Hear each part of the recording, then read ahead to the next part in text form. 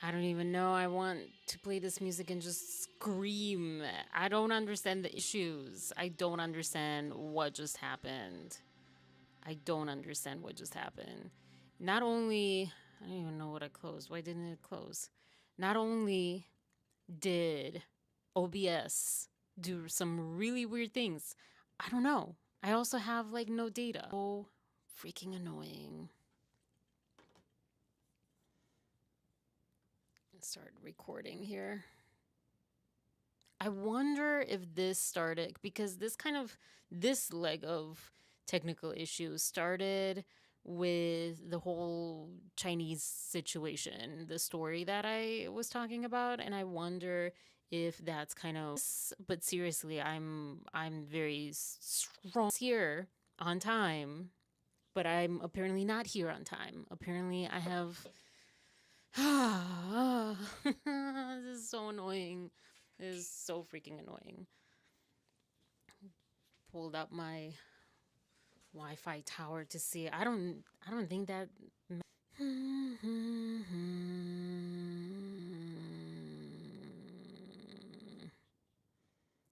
I wonder if it'll work now better.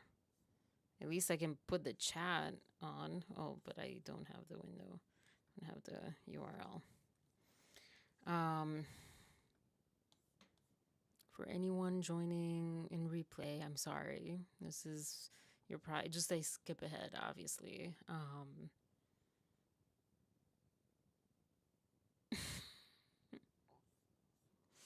This is like just the cherry on top. Today was pretty good. The weekend was pretty good. I mean, yesterday I did of the day, but it's been pretty good. Um I also will say that why is it so slow? Why are you not working?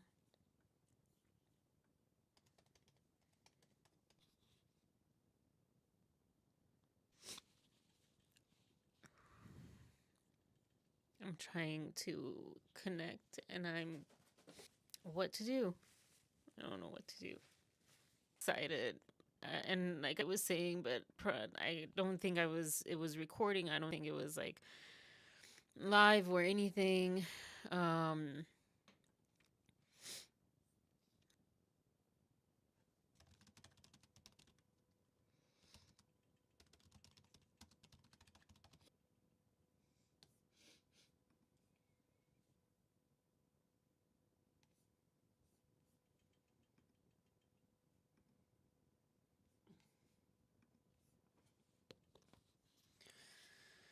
I don't know if you can even hear me.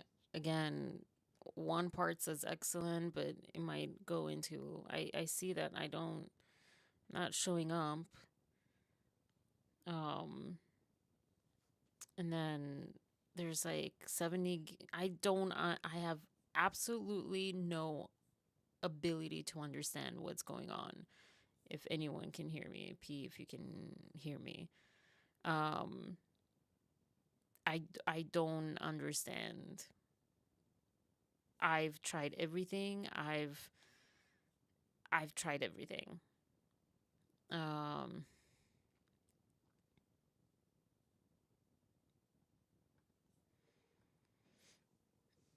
oh gosh, I don't know.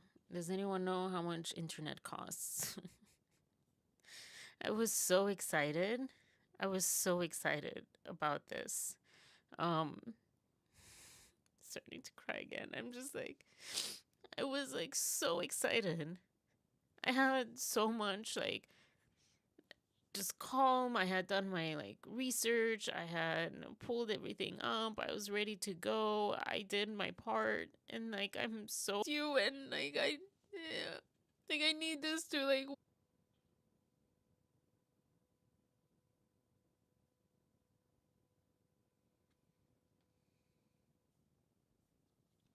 Can you guys hear me? Seems like now I'm on. Oh yay. Sorry, I had a breakdown. I had a nice cry.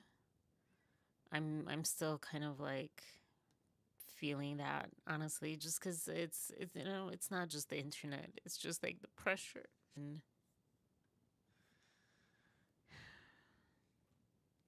I don't understand this whole like downloading internet situation. Like, I don't feel like I need that much speed to download. Um, oh my goodness. I right now I can see it's on, but I don't know. So sorry about this. I was I don't even know what made it through and what didn't make it through. But what I was saying was that I was so excited. I was like so calm because I had done, I don't know, most of my homework and I just felt like really prepared and really excited to like get on here and go through everything. And I had shared it with a friend that I saw over the weekend. And I don't know if she, came on and saw that it wasn't working and left, or if she'll come on at all. But, it was like, it was just like exciting. And then everything kind of crashed down. I've wanted to keep like my personal updates more on the vlogs and everything. Hi P, hi Maria, hi Maria, hi all the Marias, everyone. Um, but like moments like this, it's like I just feel a lot of pressure. I feel a lot of pressure. And I like, one huge pressure is for this to work, and I'm trying not to have that much pressure on it because there's so many factors and so many things that I'm not doing yet, besides coming on here and trying to be as prepared and as like entertaining or whatever as possible. Um and there's so many things to like that I'm not doing to grow the channel and all the stuff. But and I'm just like, I don't know.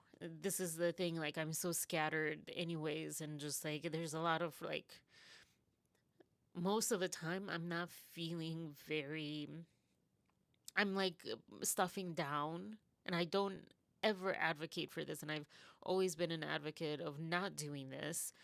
But I find myself in this new, different state where I'm like stuffing stuff down so I can just get through the day. And I think also, like, there's some stuff going on with one side of my family where I'm pretty sure they think that I just don't care or that I'm selfish or whatever. And I say that because I'm just so hurt by that accusation, really, at this point. Because it's ironic. It's like projection, because no one on that side checks in on me, you know? And no one's really there for me. But, anyways, I'm here now. 4 tissues, and I guess I'm done with one tissue box. There's not many tissues in the tissue boxes nowadays. Um, I mean, it was more than 3 tissues in this box, but I had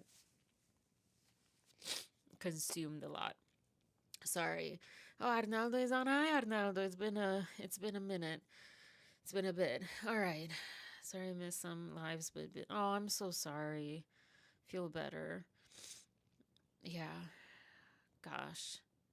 And sometimes I think of this too. Like, we're all going through so much, and when I think of, you know, I don't feel like this is necessarily a guide what topics call to me or feel good or whatever, but um I do think recently, like the Blake Lively of it all has kind of, I see it's interesting, but it's on one hand overwhelming, and another hand like old news in a way. Like, it's kind of like a standstill at this point. There's nothing that's like super, I mean, there's some stuff that's come out over the weekend and stuff, but I don't know, it's just more scattered, or and then other things, and the news and everything.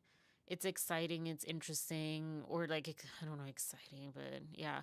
But then when I think of like the things that I found were the most energizing with us, and also with me, and the things that I'm really passionate about, and I could talk.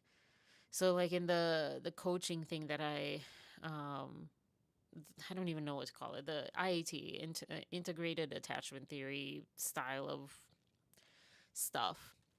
It's not just like the coaching that I do, but the stuff that the that style of working on yourself. Um, there's like one way to figure out your needs is to kind of notice where what you talk about without being needing to be prompted or to like be forced to talk about it or whatever, what you listen to, what you watch, what you're interested, without anyone needing to push you into that, into doing that. And I think for ADHD people it might be like the easiest thing to, I don't know, maybe for everyone, but for sure, like if you're in tune with that, you can definitely tell like, oh, this is definitely interesting me because I just like will show up for it no matter what. And then this stuff, like, wild horses cannot pull me towards this thing or push me towards this thing. And so like the thing that I found the most energizing is like health stuff, and not necessarily sick or whatever, but like, I don't know, just all the conversations we've had around like digestive things or like hair or like, however like frivolous or deep they are. And these are like really the exciting parts of like just like connecting, I guess. That's definitely with that, but also sharing information and like maybe discovering some new things and being there for each other.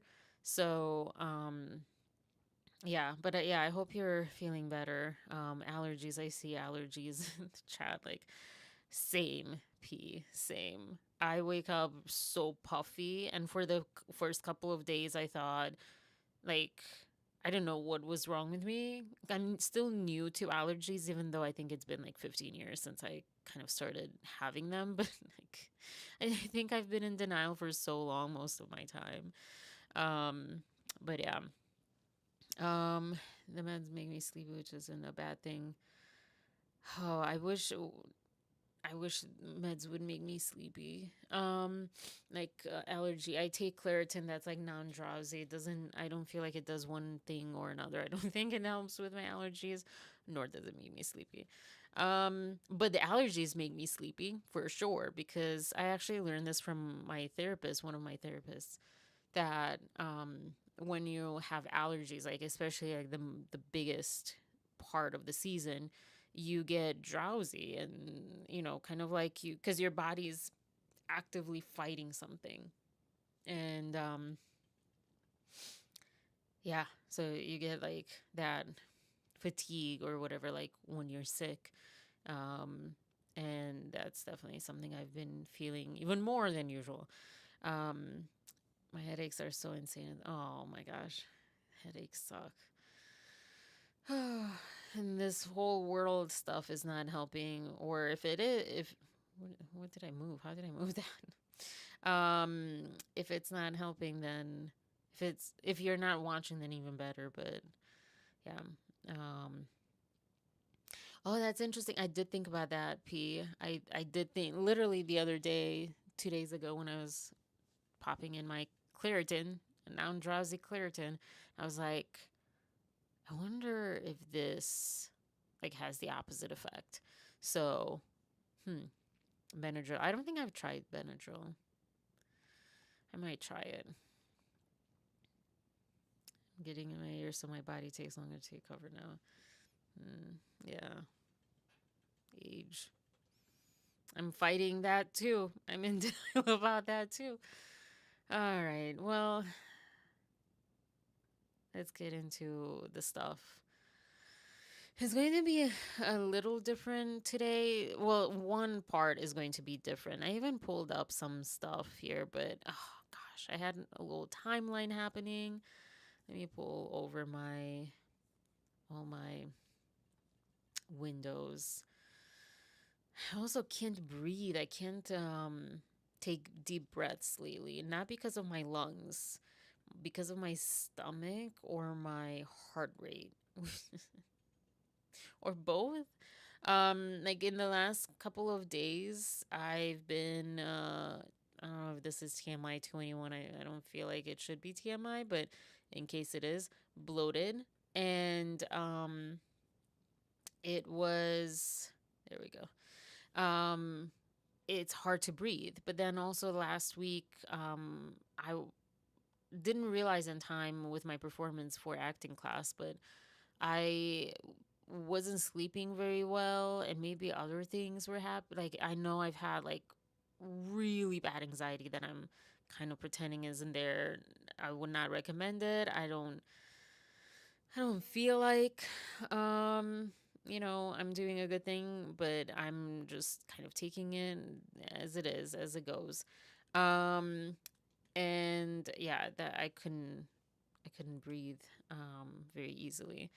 So that's like not fun. Maybe like allergies too, but I don't think it is the allergies. I'm trying to pull up. Let's see if this works. Whoop, okay. So these are kind of like the I don't know how big or small I want to make these. These are the topics for today. Um, the thing that will be different is this general news. You can't see my little mouse, but this way. This guy over here, general news. Um I might leave that towards the end. I don't know, or just keep it there. There's a few things that I already spotted, but anything that's like interesting, we're going to use ground news. Yeah, stay hydrated for sure. Especially, I don't know if over there it's gotten warmer, but here it's gotten warmer. Uh, overshare alert. I like overshare alert. It's harder to pronounce for me though. I think we're not sharing bloating enough because I lived my whole life without knowing that it's bloating and I thought it was something else. So, uh yeah, I'm all about sharing that part. All right. So, let me pull up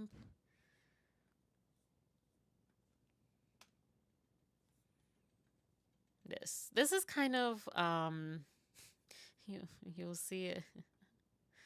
Oh boy. Hold on. You'll see my AT&T fiber, research as I was like I couldn't even get into that because my internet was so bad, but so I was trying like anything to figure out. Um so gosh, where do I start? I need to start with okay, just give me 15 seconds.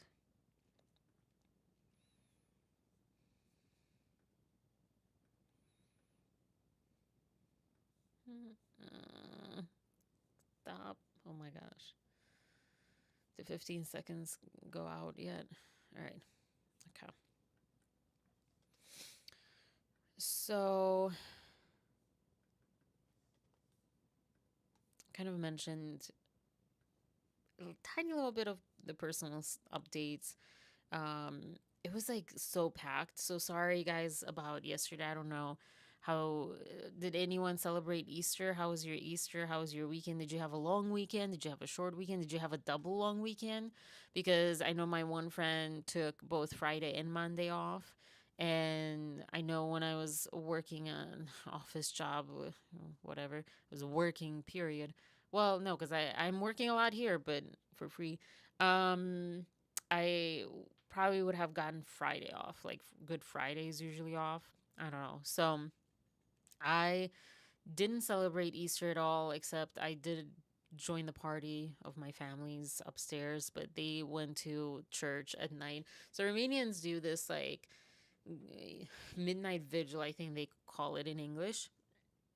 And you go, and surprising if people like know or do that more with Christmas. I didn't know about Christmas until I came here and visited my dad's dad, my grandfather on my dad's side, and we went like they're Catholic, and so they were doing that. I wonder if it's like a Catholic thing. I mean, Orthodox probably have something for everything, but um, yeah, I didn't know about it until, and that was like when I was 10 or something.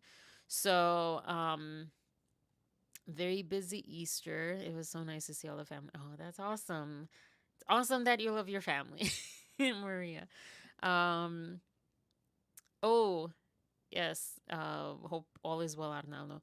And it was kind of nice to see everyone. We kind of have more friend family because most of us don't have extended family here in Ohio and in the US. You went out for Easter. Where did you go? Um, but yeah, so it was a packed weekend. Friday, all day with one friend. I didn't expect that. It was really nice. It was a welcome surprise, but usually I feel like everyone's kind of like rushing out. And so that one was nice. And then Monday I it was an all day with another friend, which I haven't seen.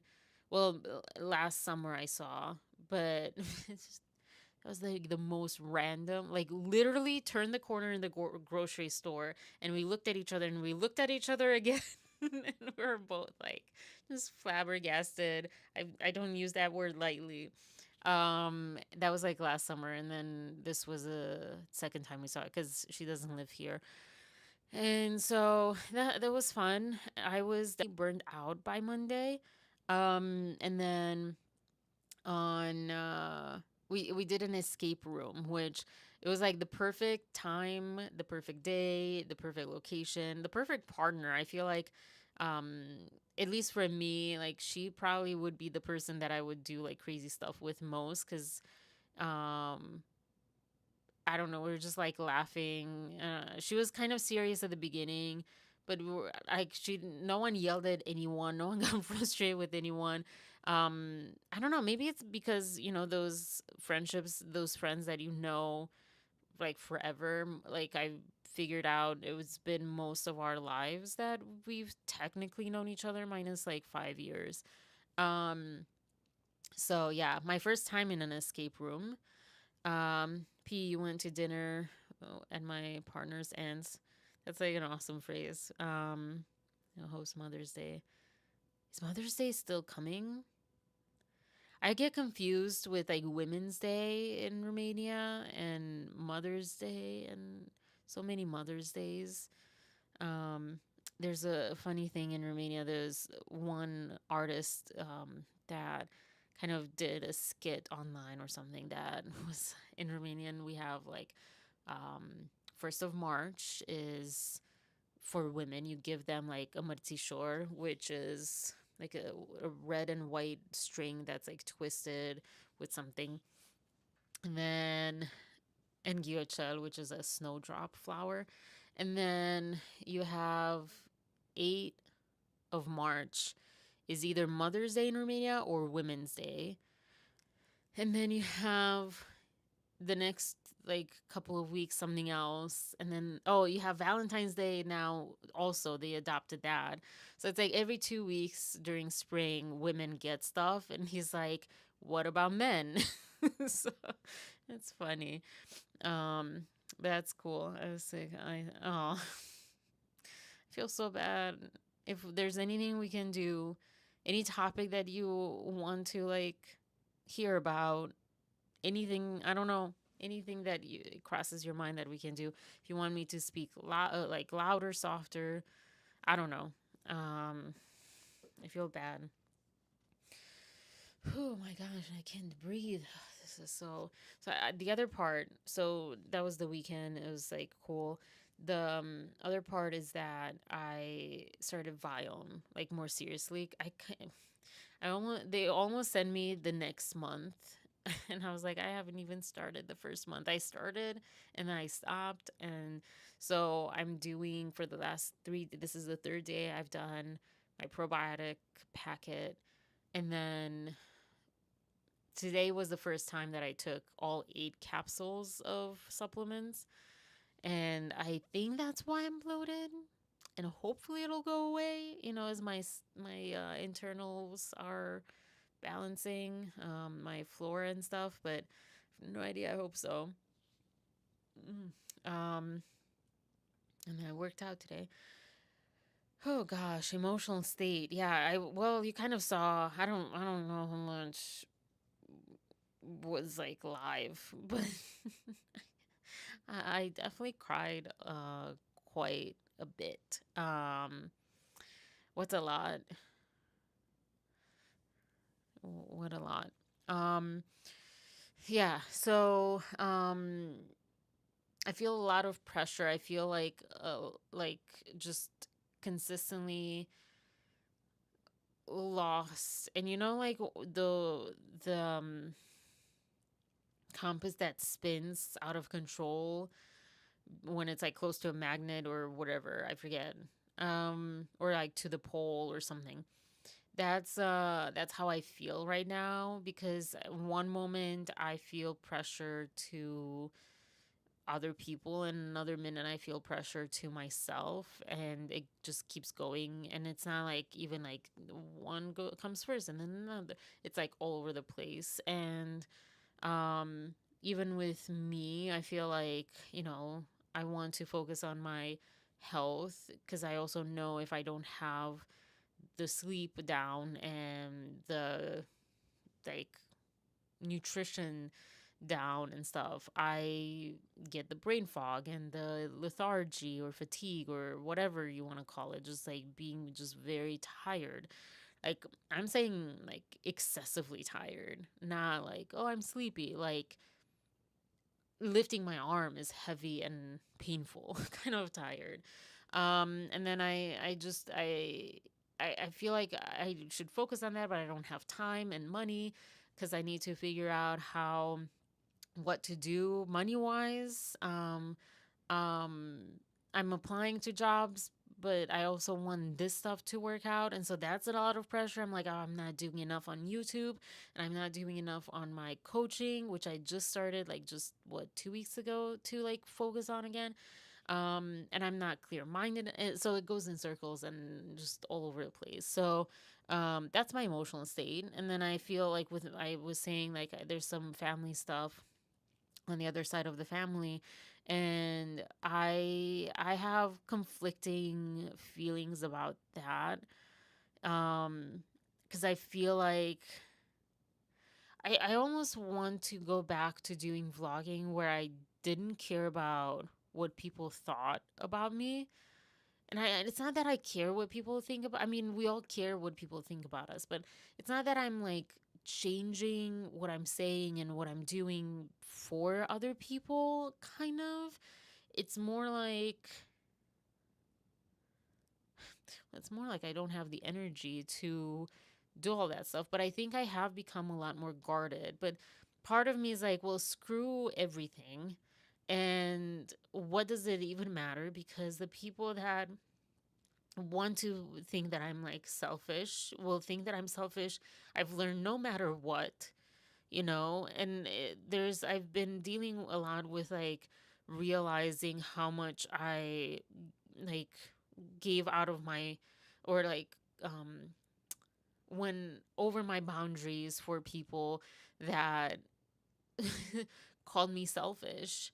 And I'm like, what are you talking about? I literally, I don't, I can't even think of the phrase. It's not going out of my boundaries, but um, crossed my own boundaries for. I think that's more the phrase. And things like that, where it's like I definitely, I guess I'm in that moment of life where I'm like, it's not that I cared about what people thought before.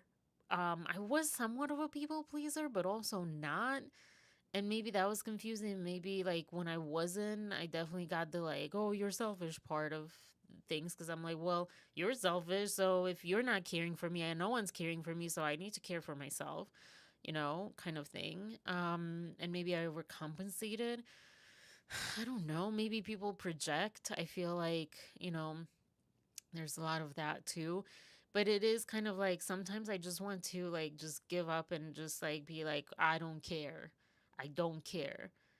And I've done that a few times on this live with certain topics where I'm like, I don't care that, this might paint me in a certain light or whatever. I'm just like so fed up with this situation, or I'm so fed up with that, or I feel so passionate about this, or I feel so passionate about that. And to the point that it doesn't matter, you know, and because you can't really control how people truly like understand something.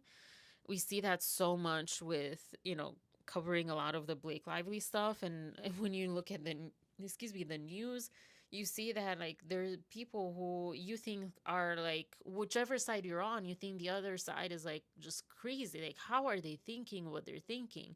And how are they so passionate about that? Like, can they see the truth? Honestly, I feel like both sides, that's the same thing. And both sides really feel, of whatever situation, really feel they're the ones, that are in the right. And so yeah, like I don't know, I guess like, life teaches you that there's kind of like there is right and wrong, but there it is also a lot more relative in it some ways when it comes to like society or whatever. And so I don't even know what I'm if I'm saying if I'm making any sense. Oh gosh. I don't know that I'm okay if I'm okay. But are you saying that to Arnaldo or to me? Um, yeah. Oh, yeah. I don't know. Sorry, I'm like I keep trying to catch my breath.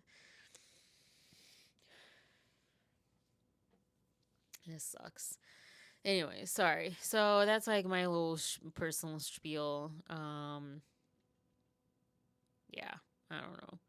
It just like it's frustrating because like my whole life I've wanted to do the right thing, and I want the right thing for the world, and I want to like, you know not be likable or liked, but to help or to I'm not someone, I'm rebellious in a way, like as far as like truth, I'm rebellious for the truth or for whatever. But like I want people to be good, and I want to contribute to that. And I don't want to harm people or like make them uncomfortable or whatever. In the sense of like, not being there for them or whatever. And it's like frustrating. I guess that's like kind of in a way people pleasing. I don't know. I don't know. I don't know. I just feel lately like I'm just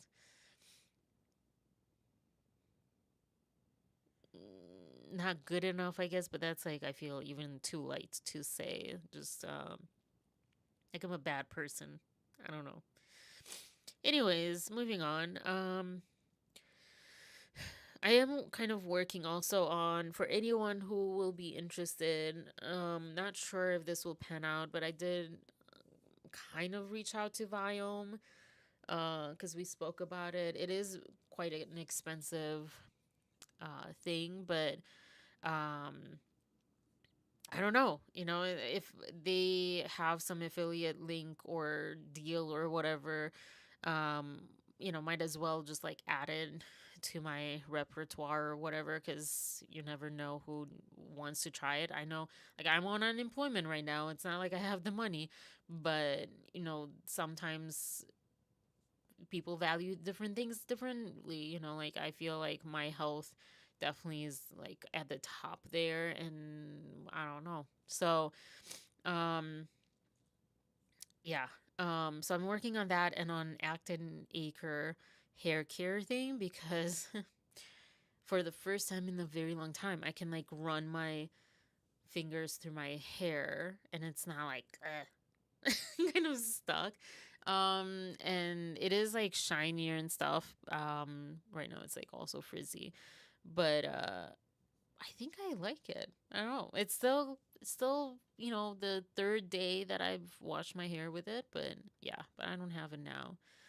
Um Thank you both. It's your channel, whatever topic you're passionate about, just do it. Thank you. I don't necessarily read your comments to like I'm sorry if you don't want me to read them out loud. Let me know. But I don't necessarily do that. I kind of like sometimes I do it, but for things like this, I literally just it helps me read by reading it out loud. Like I think it's like one of those, especially like oh, I can't have silence. Um, but thank you. I appreciate that, guys. A lot. Whew. If like my size right now will just be like me catching my breath. It's nothing personal on I don't know what that would even mean, but you know. All right. So the other one, this is such a quick one. Well, before I get to that, Erewhon, the store, the grocery store. First of all, interestingly enough, I first heard about Erewhon in this game, Ghost Recon, and I then, saw it online like, oh, smoothie, $20 smoothies, $18 smoothies, whatever they were that first time. And let me pull it up. Where is it? Of course, ads, because why not? I should get, especially because I'm I'm streaming, I should get um YouTube Premium, is it? I don't know if they still have those free months. So I don't know if anyone knows her. This is Taylor Bell. I watched one of her videos. She's one of those like awesome, awesome people that had a really good job that perfectly transitioned her into YouTube, and she's making a lot of money. She was just saying one of the shorts that I just saw from her was $300,000 a year from YouTube. Hmm. I feel like we should see more of how much people make, not only on YouTube, like as a whole. It should be so transparent. I think all of us might be shocked, and I feel like most of us will feel like, wait, I am underpaid. I don't know most, but a lot of us. Um, but yeah, anyway, so because that this is I feel like why people say, oh, you shouldn't talk about money and salary with your coworkers, etc., because that way they can get away with paying whoever whatever. I don't think it's for our benefit. I think it's for the like employer's benefit to kind of control the narrative on that. But anyways, I digress. Just saw this video. I'll link it obviously at the end of the show. I might as well just start calling this a show. I don't know. But I watched this, and speaking of health, she talks about leveraging health as luxury positioning and healthy clean eating as a status symbol, which is not attainable to most. Um and it's like health as an exclusivity, as an exclusive thing. Erewhon is a great example because it's not even outside of LA pretty much. It's that region. Not even in other places in California from what I saw. And so the the exclusivity of it makes it that much more people willing to spend more for things. And because she was saying like the profit margins are pretty big. It's not just like, oh, these are like higher quality, so the ingredients cost more, but it's also like a huge profit margin. And Whole Foods went through this. This is like a random topic, I guess, but it's something I'm passionate about. Well, also, we might slow down with the internet because I'm currently on my phone, on my phone's Wi Fi, and I just got an 80% of my hotspot high speed data is done. So, hopefully, it'll take us through, or the regular internet will work after. But Whole Foods went through this, you know, health shouldn't be exclusive to the rich. But here we are. It is very much so. LA, California is known for like the healthier eating, although you can debate what that is and how it's not necessarily healthier over there. And healthier lifestyle, and that's where it's really high, like it's not very cheap to live, or it used to not be. I don't know. I've seen some like prices that aren't that different. And then Erewhon, Whole Foods for most of us in the rest of the US. Starbucks, although Starbucks is not really health food.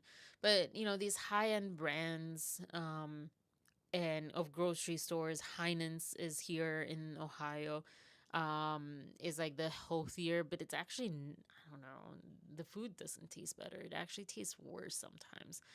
And so like you have all these like kind of criteria, and yet when you blame people, or when you place blame on obesity or health issues, you place them on either like the person, the individual, or the ethnicity or race sometimes, and not so much on the circumstances they have. Like they can't buy other foods, or they are not educated in buying other foods. But most of the time it's like they can't, that they have a limited offering of what they can buy, and a lot of Europeans, I feel like, come here not understanding that. um and so this really like kind of like more bothered me, but I didn't get triggered by this video because she's so nice, and I love the way that she makes her videos. And it's not about her, like, but just everyone in general, the idea. It's like, oh, I would love to have grocery stores all around, all across the board, be more stringent with what they allow in their stores. And because that's what everyone does. Apparently, she read a list at one point of the ingredients that they do not allow in the foods that they carry in their store. um and I'm like, why the rich this is like the natural selection is not about money, but it's become money. Same thing with like the politician stuff that's going on. It's all about the money, the rich people. But yet at the same time, not as far as the food, but as far as the politicians, it seems like the rich people are also like the dumber of the people. So if they do end up surviving more than the rest of us, will they actually end up surviving for that long? I started wondering about that. I don't know. But anyways, that's Erewhon, the really random quick topic that I had. I think eating in moderation is healthier. Don't overindulge in foods that are processed too much. Yeah. Yeah. And also, like, not to pick on this, but um my mom has this too, like she equates health with weight. And although that there is something to it, whether it's like underweight and overweight, she doesn't see underweight as being an issue, because there was this study on rats that like, oh, underweight rats survive, like lived longer or whatever. Okay, but did they did they have other issues? And also we're humans.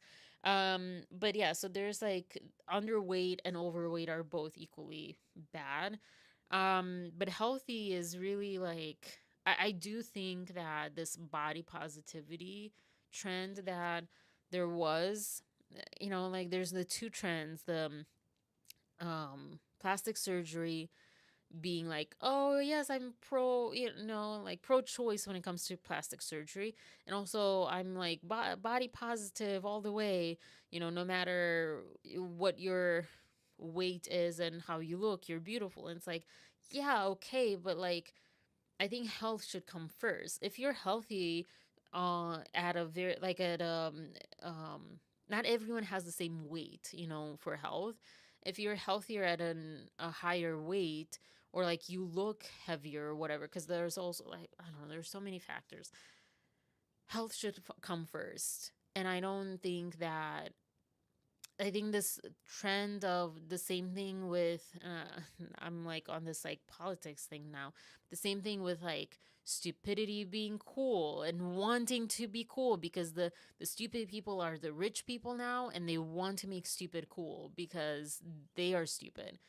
Um and I use stupid very loosely and not so nice. I'm sorry about that. But it's kind of like that. I don't have like the best words right now to like describe this movement of um I guess like PC was the original politically correct. Just because it's politically correct doesn't mean it's like the best for us. And but it's like over correcting. I feel like political correctness and um body positivity. It's like great, be positive about anyone's body, and also like just because you're overweight and unhealthy doesn't mean that you have to be negative to that person or um like because that never wins anything either. That's not gonna make them change because you're like bullying them like that. So like I agree with body positivity, but I also agree with like health is more important. And so like you know yeah, I think yeah, moderation is the number one key, probably. But also, I think it's like things that we unfortunately cannot control, which is the stuff that's in our food. And even like, unless we have an Erewhon and we don't even know, they say all these things, but we don't know at the end of the day what is the best or whatever. So it's like, I feel like I'm like on all sides. There's like something good on each side. Um, but yeah, I think like blaming a person is like not very constructive. It's like blaming the system. The same thing is happening with the politics side of things, which is like just absolutely crazy. It's like wanting to just not acknowledge the system that got us here.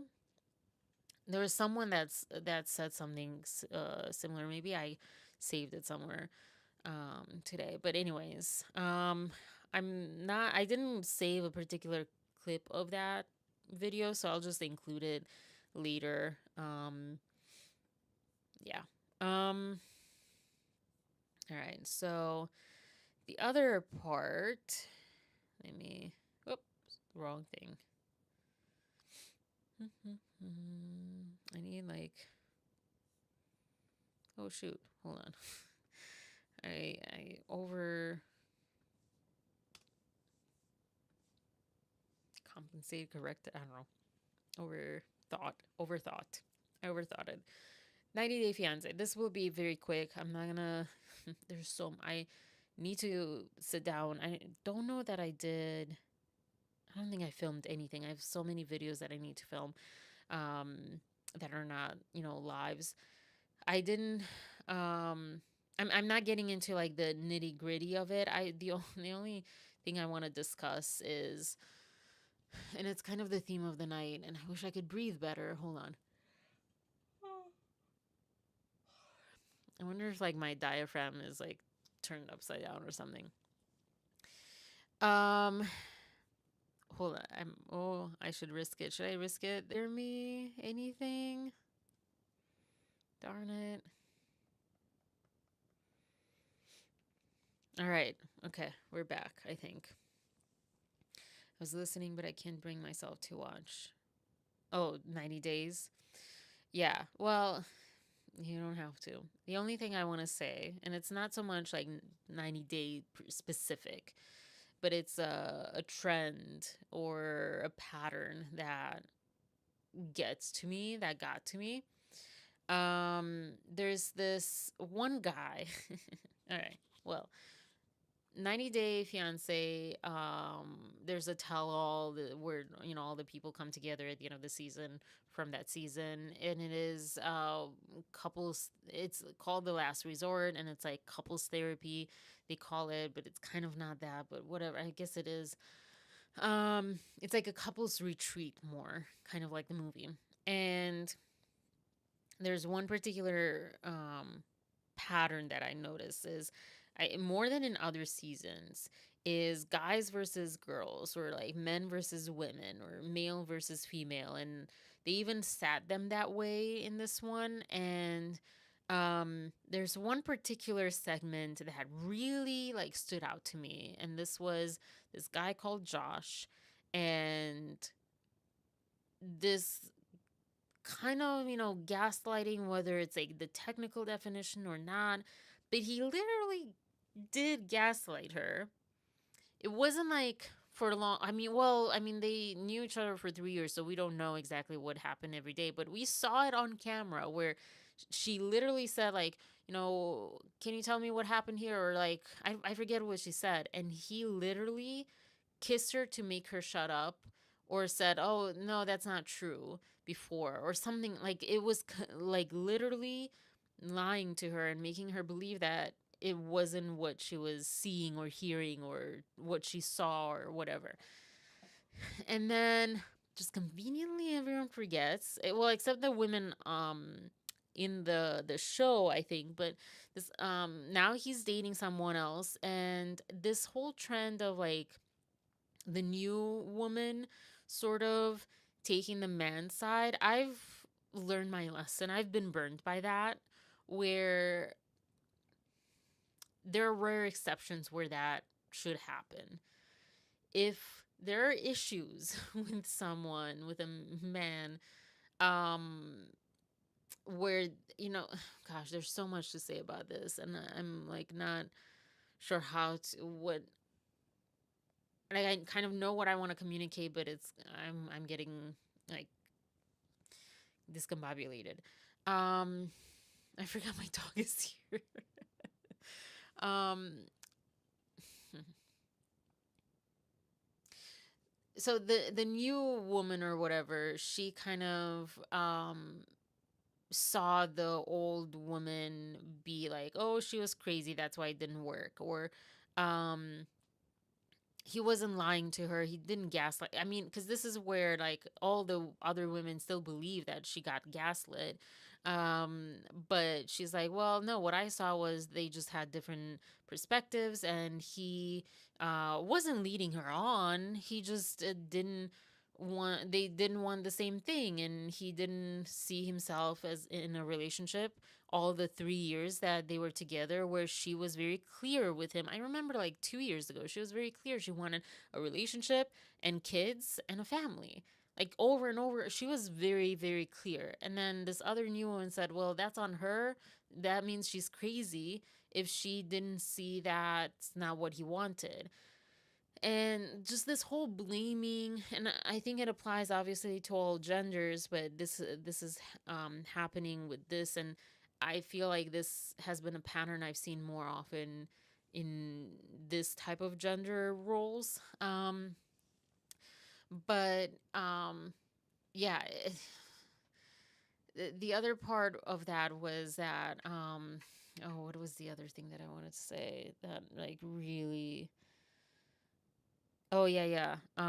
Because I was saying like it was like she was the crazy one because he just didn't want to commit, and she should have seen that, and it was on her. Like she must be crazy if she didn't see that. He also said, and the host like definitely got to him, but like he just like shook it off, like it slid off of him like nothing. He had said um that he didn't see her ever as his girlfriend, or that they were ever a couple, and and after this whole show ended and he finally let her go and blah blah blah, she sent him like these text messages of like "f me" or whatever. And this there's so many things. I'll of course just do like a separate video. I'm all over the place right now, but this like literally got me so enraged. And the host, I think she was keeping her cool, but called him out on it. It seemed like it just slid and no one really called him out. Like it didn't stick. But he said, well, what was I supposed to do?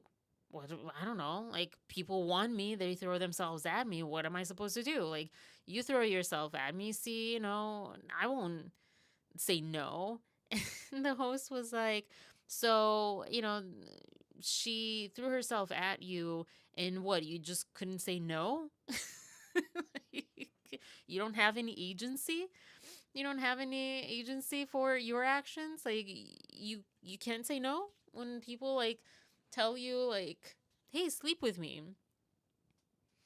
I don't know. I don't know about you guys. I don't know about anyone watching, but I'm pretty sure that if I don't want to sleep with someone, I don't sleep with that person. Not and this whole thing like, "Oh, well, he's a man. What is he supposed?" That is such BS. That is such BS. That does not exist. That is like such a made up thing. It is not real. Men do not like operate that differently. There are things that differentiate us, but that is like not a real thing. That's a myth that men just perpetuate, and most of I feel like I was kind of surprised because I feel like we're kind of past that, but I think this season had like the stupidest, and I'm just talking about positivity and like, you know, evolving and blah blah blah, and I'm here just calling everyone stupid, but the least evolved men I've seen in a long time, just like such incredible BS came out of these men and the way that they support each other. And this was like the biggest. I'm like, we're in 2025.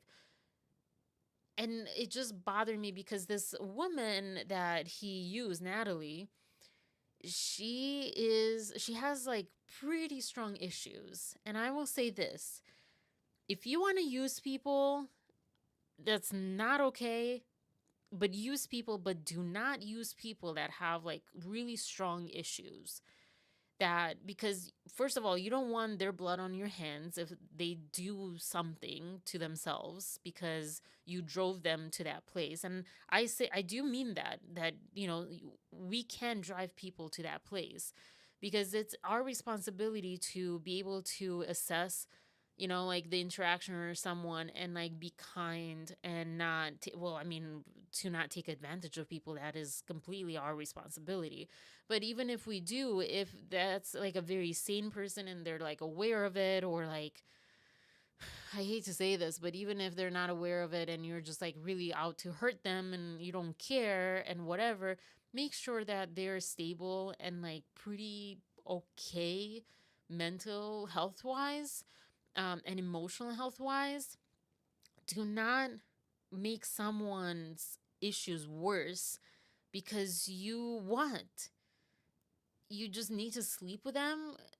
When everyone's throwing themselves at you, pick someone else, and I am 99% sure that this guy used her to be on the show. I am 99% sure. And I remember the first season that he was on, when she was still like wanting to be with her husband that brought her here, because she's from Ukraine originally. And she was kind of I don't know, whatever. I feel so bad for her, but she is also at the same time, she has a lot of issues and she lies. It's like, it's strong stuff. But even more the reason for her to be with someone that is, you know, healthy and good, and she needs to get her own help, absolutely. But it just drives me absolutely crazy that this person not only used someone, but used someone that was so vulnerable. And then the way that things are spun, and he's now cool, and he's like the victim. And not to everyone, I think the people at that resort, the women, will see how things change, because the future can wipe our memories. But uh he didn't fool anyone there, any of those women, but he fooled like the men and this other girl. And it just like that stuff really gets to me and disgusts me. And um it just like I have that issue with whether it's like the Blake Lively of it all, whether it's like the whole politician stuff. It's the same thing that like gets to me so much. It's this like manipulation, and where the bad always wins. And I know we talked with one of you, Marias, we talked about karma, and I still, I feel like there is no karma. I feel like bad still always wins. And I just see it more and more. Um, of course, there's like the confirmation bias. Maybe that's what's happening. But, anyways, that was like all over the place. Yeah, I don't know. I need to gather my thoughts when I'm like, I should have written down as I was watching this, but for once, I was like, let me leisurely watch this. And I watched it through like um, eating my meals and like other things. So, um, yeah, I'll do that because, gosh, that just like drove me crazy. And he like gets away with it. And again, like it's one of those moments where, yes, this other person is doing really crappy stuff and has their own issues and has their own blame, has their own stuff that they did really badly. But I also think of that like, what's even worse is someone who sees that and it's like, ooh, I can end up blaming them at the end of the day. I can do whatever I want to them. I can be a terrible person. Um, and then I can leave blaming them for it, because I feel like some people like sniff that out, see that out, and they enter into something willing to use someone and then blame it on them. um but they knew from the start that they would do that, if that makes sense. Anyways, I can't watch shows like this. Too much drama for me, even if it's entertainment. Yeah, I get it. It's not for everyone. For me, this is like the least amount of drama. That's like how you feel about this show is like me in the news, honestly. And I'm trying to be more educated on what's going on in the world, so I am like reading and watching more stuff on the news, but it is so triggering and it is so much. It's too much for me. Um so I get it in that sense. All right, the other part. No, let me pull this up.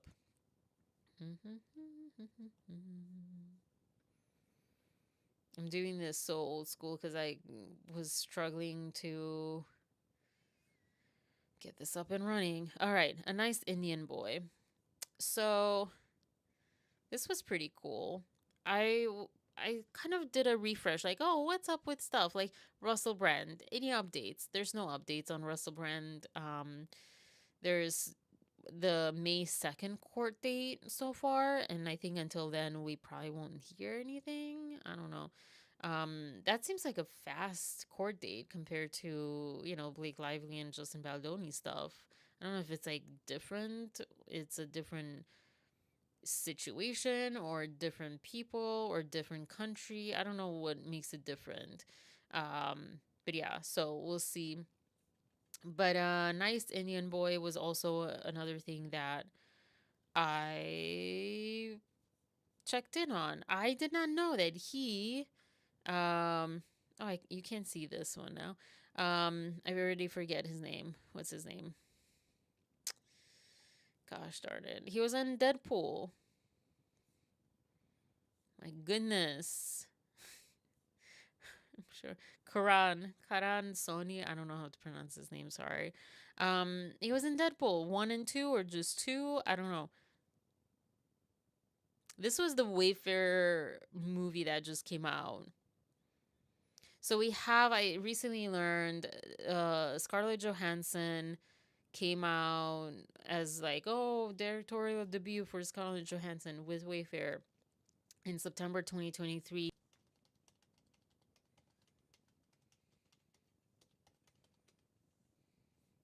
All right. Hopefully it's stable. So, Blake Lively was made CEO or something of Van Zandt. I think that's the thing. Also in September 2023. I forget. I don't have. Maybe I'll find the YouTuber that covered this. I was watching her video, and she's really good with timelines. She had this other timeline too. Um, ooh,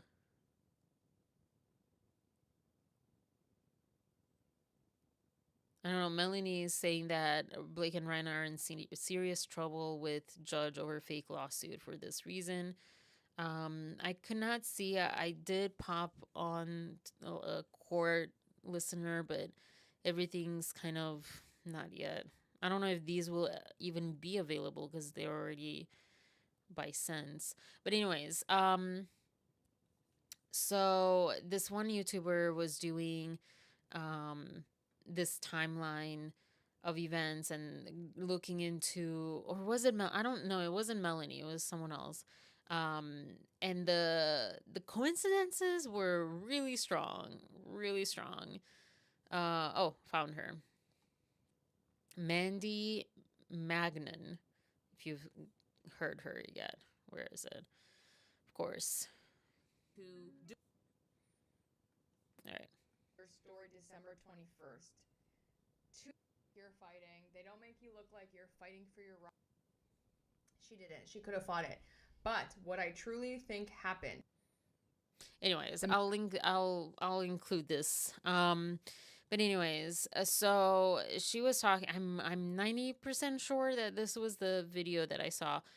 This timeline of events and how it was also like in August 2023 that Blake Lively wanted to see the dailies and wanted to fly Justin out to show her a scene, a particular scene, and I don't remember that. So that was like almost news to me.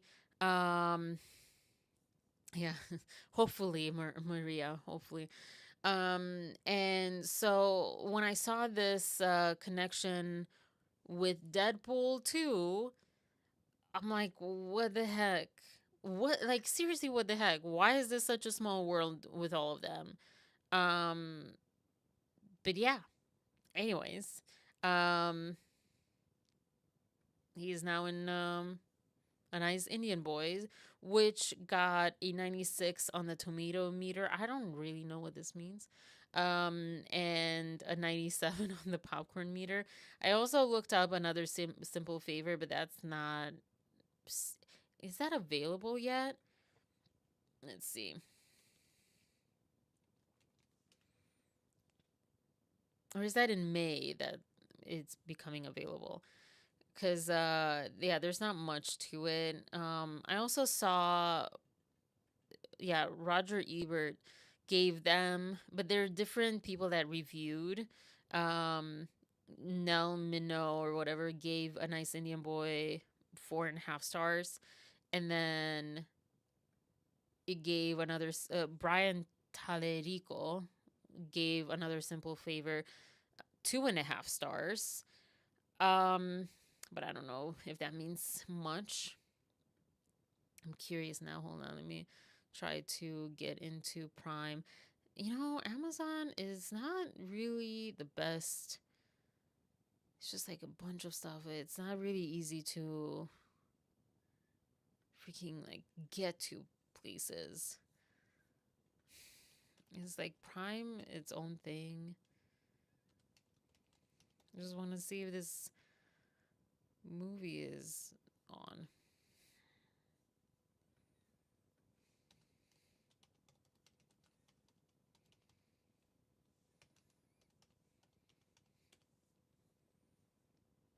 Oh my gosh, this is like, okay, May 1st, it's when it's coming out. So we'll see how the audience reacts because there's so many people that don't know or don't care about this whole situation.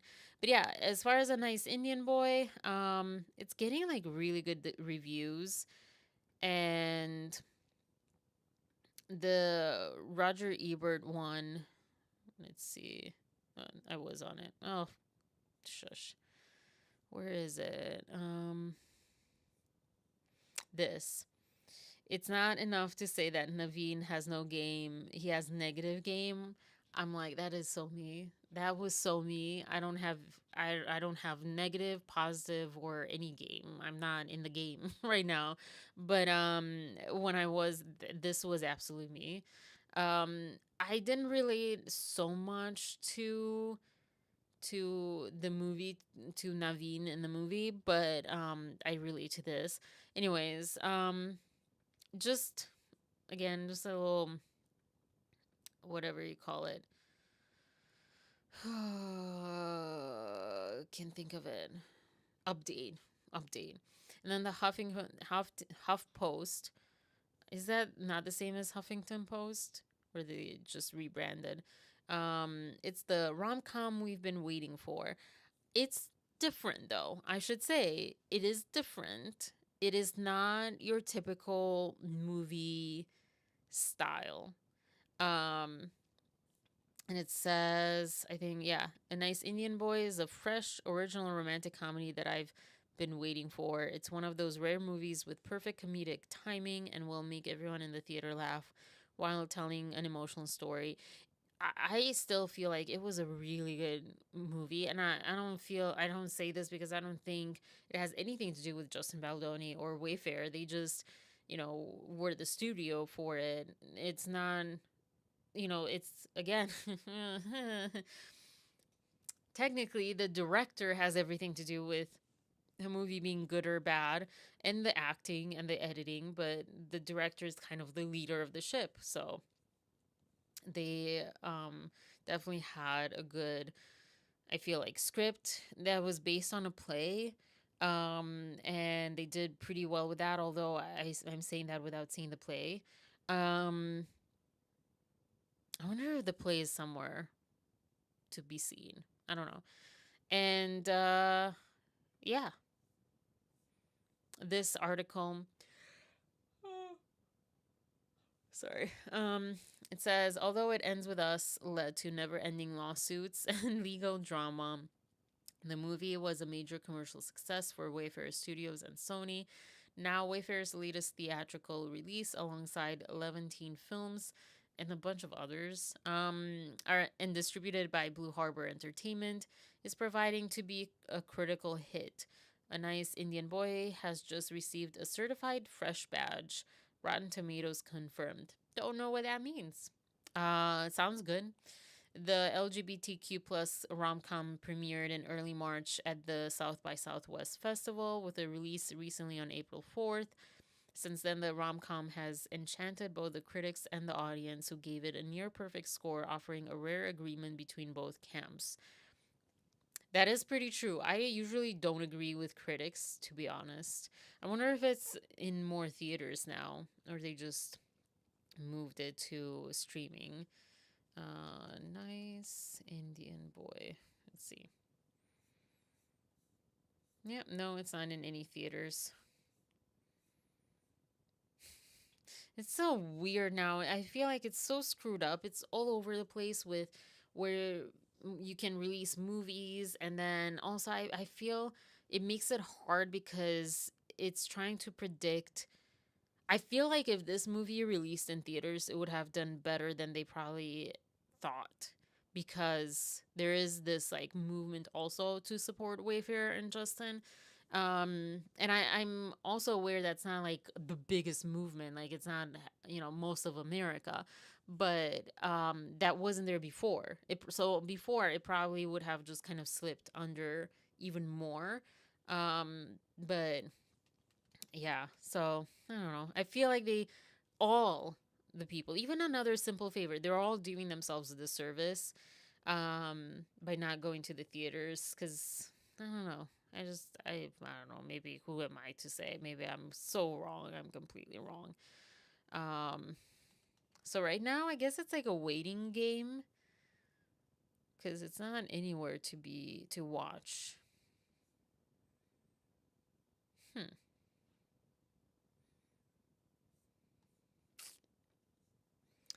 Wonder if IMDb says anything. Although I don't know if I still have Pro.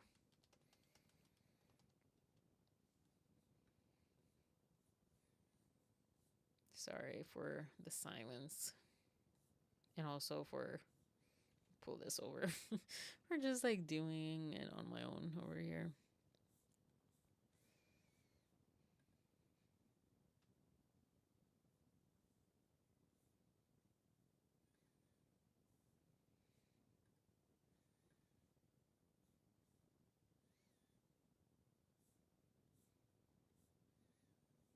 Okay, release dates. So it might not come to streaming? I'm so confused.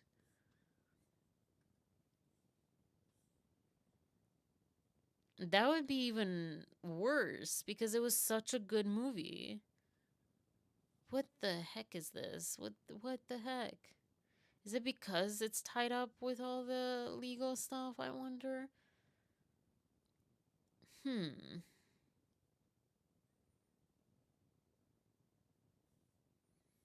That's so strange. We need to go back to have things simplified. It did $2,000 average by theater. Gross to date $165,000. It's pretty low. It's pretty low, but it was such like a small limited amount of theaters that it was released to. It was crazy. Um so I hope it can come out on streaming for you, Maria, and others. And I want to watch it again. It was such a good movie. Or like DVDs. I don't know. I'm surprised that it doesn't have any other like details. Like what's next? Like anywhere. It was filmed on Ari Alexa 35 and Leica. These are pretty good. I don't know too much about things, but yeah, for whatever that's worth, I wish that would have like more release dates. Oh gosh. Anyways, so I guess right now everything's like at a stop, but it was good. It was good, and that's the other thing. Like this article is saying, like both critics and audiences loved it. And I also think like this whole yeah, it is. I didn't even think about the LGBTQ plus aspect of it. I didn't think about it at all. um, I don't know if that's like a bad thing that I don't like separate that. I've always been uh of the belief that I want people to unify. I want people for all of us to be like accepting one another and to be all of our different colors and of the rainbow, not saying for LGBTQ plus purpose, but like race, skin color. Race is a construct, man-made construct.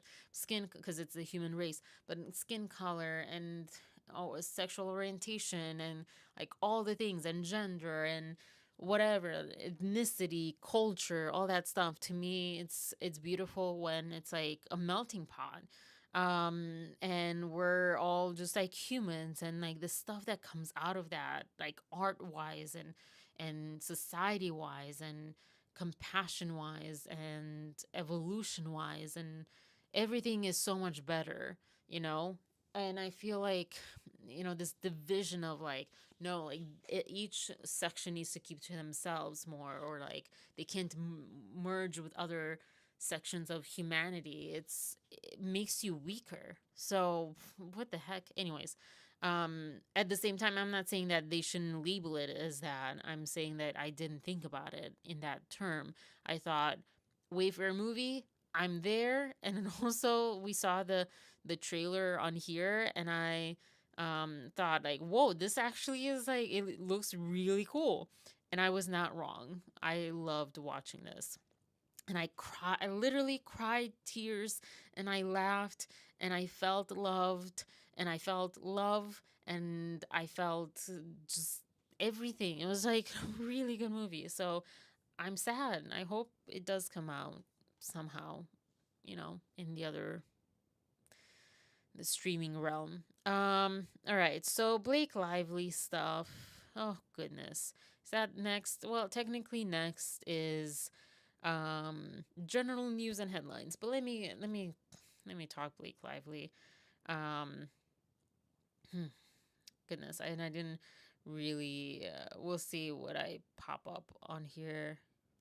Don't have too much. So, I was watching a bunch of people. I was catching up with a bunch of people. I was watching Dave. I briefly watched Popcorn Planet.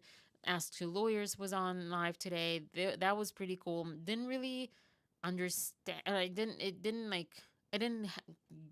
Nothing stuck to me like Velcro from that. It was just enjoyable to listen.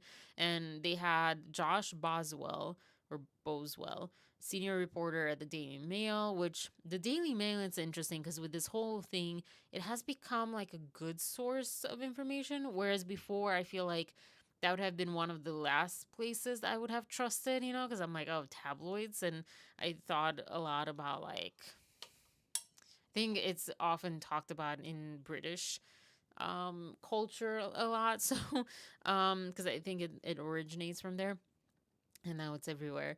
Um, yeah, you'd buy to watch it. Maria, the Indian boy. Yeah, I'll keep you updated as soon as I find out, as far as the streaming dates or anything.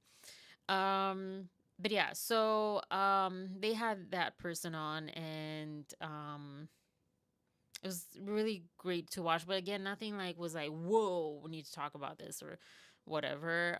Or I just like didn't get it, sort of like I don't know how to say it. Yeah, Velcro didn't happen. Then briefly saw this like Popcorn Planet. They talked about Shannon Sharp. Don't know, don't care right now because I don't know anything, and I feel like there's so many cases like this, and I don't know. I'm not here to like tackle in any or all of them, but also something with like accusations. And so the only thing I want to say at this point about it is this, and I just have the screenshot, but I'll include Andy's actual video. You started with general news. Well, when I was here, that's where you were on. Um, I was like, I didn't get to general news yet per se, but yeah. The Blake Lively won't be too long. I saw this headline, and to me, that's like the most noteworthy for my channel right now. Is Shannon Sharp the new Justin Baldoni? And I thought this was a girl because that's also how it's spelled, but I guess it's a guy and some sports person. Anyways, this is how probably people feel about the Blake Lively Justin Baldoni thing. Um, and I would say, based on the tiny little bit of what I was listening from them talking about it, it sounds a lot more like Army Hammer than Justin Baldoni. Because it's like it's graphic stuff. It's like actual, sexual relations. It's like all this stuff. It's not Blake like, oh, he looked at me and he wanted to show me a birthing video, and um these are all pertaining to Jamie anyways, but like, yeah, it wasn't like things like that. So it's interesting that this was the headline. I don't know if they're trying to like get with the times, like, oh, this is cool, Justin Baldoni is like big, let's get the hits, SEO, because Army Hammer is not, that popular right now anymore. But yeah, it is a lot more like that case than this one. So we'll see, I guess. I don't know. Kind of am interested, kind of not. Let me switch this graphic, whatever that's worth. And then I think Dave was talking about Vital Voices, how they rescinded the word for Justin. They still haven't taken down their post about that. And the only thing I have to say with that is kind of it ties into the Liz Plank of it, but even it's a little different because the Liz Plank situation is getting more and more interesting. And I think it was Melanie. I think it was Melanie who was talking about the timing is really interesting, and I don't really know what she means. I don't know on whose side, like who's, me, like I don't know. I don't know what was happening. Like the story gets stopped. The Liz Plank story gets stopped before, so it wouldn't get into the motions and all the things, or did it get released? But because the way that she was saying it was that the judge won't see that and won't be affected by that for deciding um on the motions. So it's kind of pointless at this point as far as the legal things that are happening or have happened recently. But it looks so bad. But I mean, it looked bad before. Like we talked about this, all YouTubers, us. We talked about this like briefly. No one did a deep dive. I don't know why. I feel like at that time probably everything was like, oh my god, there's so much and this and this and that, and it was more other hanging low hanging fruit than this one. Although this one was pretty low, but also I think it was also just irritating because let me show you. Oh gosh. Boy, this is the whole thing. But as far as the vital voices thing, it's a conversation. It's definitely a conversation. um I don't think there's like a clear answer as to what organizations should do in their case, in their shoes, because you can say, well, innocent until proven guilty and blah blah blah. Yes, but then you can also say, but how does it look? Because I'm not gonna lie, it looks really bad at first, right? It looked so bad when Blake came out, and also you think, well, she filed a legal document, so she couldn't be lying about it. Like that would be so much, to lie about. It would cost her so much. So you think about it that way. So in that case, like you, you kind of believe it, right? And then as things came out, yeah, what are you going to do? Like I don't know. I think for an organization, for women, and I think it is a very difficult. I think it's a lose lose situation. Maybe not so much now. They could have just taken it down. They don't have to say like, "Oh, we changed our minds." I think at this point they could just take down their post, their initial post, and just be like, "Oh, we need more time to observe this. We need more time to figure out what's actually going on." So I would say that, yeah. But yeah, I don't know. Will this really have any impact on the case? I mean, relevant to the judge. The Liz, well, none of this. Well, in general or just now? Because right now, none of this is having much impact. Anything that's like in the papers has impact, and nothing that's on the news will, unless they tell the judge something or they include it somewhere. Um, where was I? Oh, this is the.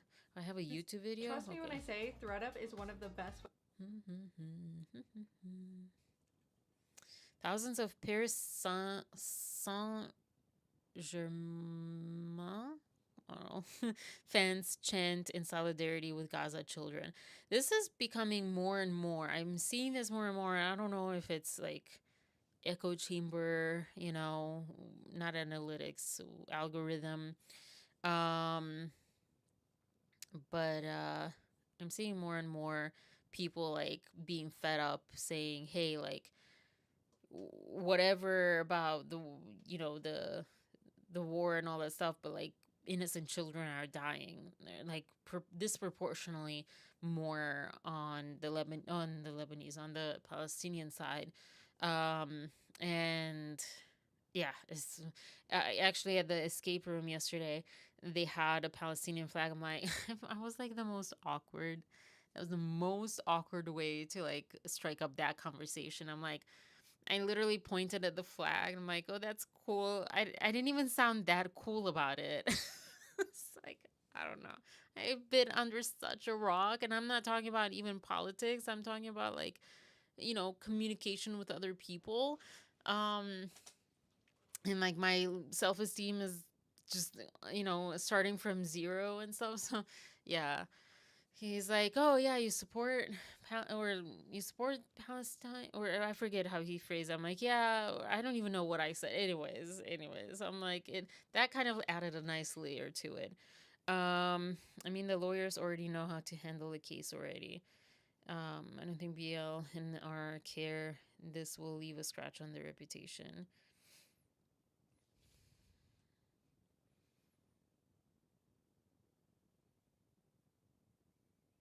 not sure what you're saying, Maria, in the end. Um,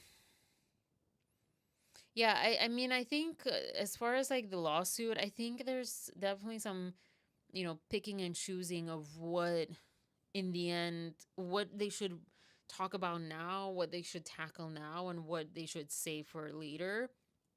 Because they can't just like talk about everything. And I mean, they kind of did in all the motions. But yeah, I think the other part of it that was kind of a few weeks ago talked about, like, if you reveal all your cards, sort of, I guess, in a way, like Blake could amend things out or whatever. But and it can go the other way too. But I don't know. I mean, but there's so much information. There's so many avenues and things. I'm really curious what will happen. Really curious. Anyways, I saw this. I was on Melanie's. I'll link this video below. Definitely watch it. I was saying I don't watch her because she was like just mocking the whole, like, um with the Ryan and Hugh being into each other and whatever, and the like mocking voice really bothered me. But I was drawn by this video, and it's definitely a worth watch. And she's actually nice, and I like her now. But like, you know, I'm on this journey of trying to understand how to, you know, come to terms with every one of us have things, or has something, but mostly more things that we strongly dislike or don't agree with. And there are also other things that we really like or agree with. And coming to terms that exists in one person, and how do you handle that? Like, I'm figuring it out. Anyways, that this picture, whatever. And this was on March 10th. But like, then they like greet each other, but this one, hey girl, I didn't put you in my cabinet because your place is in my heart. This made me uncomfortable. It gets worse. This looks like it was like a long time ago. And they were both looking a lot younger. And then this was whatever. This also made me uncomfortable. Like, what is are they dating? Wasn't he married with kids? What is going on? I don't know. I felt like, and this was like, I feel like oh, what's the next one? Oh, yeah. Well, both of these. Did they know each other like in college? Are they like related? What is going on? What is going on? I'm just so uncomfortable with all of this. I don't understand this whole thing. I don't understand this whole post, but this especially, like, you don't say that. That is just so weird to me. That is crossing a boundary to me, crossing a line, or potentially crossing a line. If it comes out they were shady about the subpoena, it wasn't illegal. Um, yeah, or it was illegal. Does your keyboard mean? Um, yeah. So according to the Melanie video, there's like, Liz is part of the same management company or something as Van Zan, or there's like one person like tying them together, but we already knew that there was like a lot tying these people together. Justin Trudeau, I don't know what the heck he's doing. I mean, he's just like there. He's just like I don't think he's related to the case at this point or at all, but uh that just made me uncomfortable because I guess like one of it is like the double standard. Um I'm not someone who if, I'm not someone who's like, okay, another 90 Day Fiance story is like, this one guy's a dancer, and he's also, I feel like, actually kind of low IQ-ish. Like, I don't know, based on like the stuff he gets himself into, being scammed, and I don't know, whatever. But he's like this dancer. What did I just gratuitously said that. And he was dancing with all the women and blah blah. And this one guy had a problem because he was dancing with his wife, and he was saying that, oh, like in my country, if you were going to do that, and he's from like some Eastern European country, I don't remember, Albania maybe, I don't know. Oh, you wouldn't have, basically he would have been like really beaten up or something. And I'm like, what are you, I don't think so. I don't think so.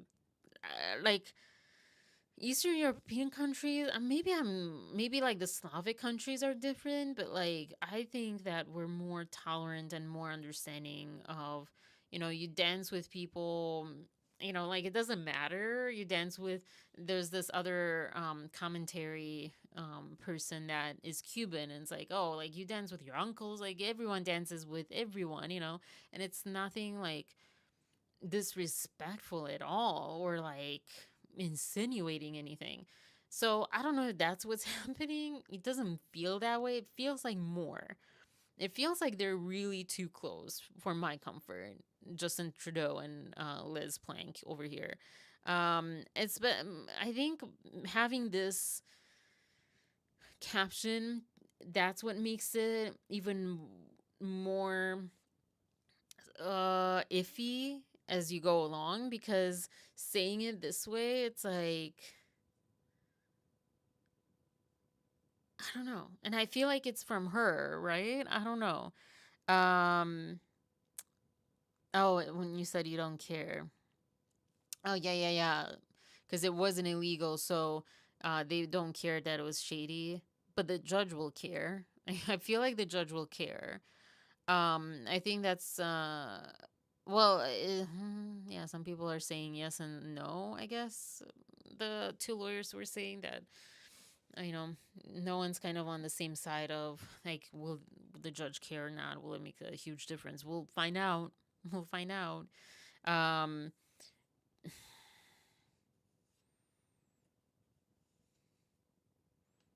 I still want this lawsuit to be over. I so want it to be over. It is just, it gets worse every single day. It gets worse every single day, or every single thing that comes out of it gets worse. Like even this whole thing now with charities, like, oh, that's what she was saying. Okay, so this charity that Melanie was talking about, Give Lively, of course, ads. Um, as far as I can see, maybe she'll find something else. There is absolutely no relation to Blake Lively at all. Um, it's just like one of those coincidences. Now, if there is, I'm not the person that I guess can find this out. Like I feel like you need to hire a private detective or like pay for some things to go deeper. But from what I saw online, there is no connection whatsoever.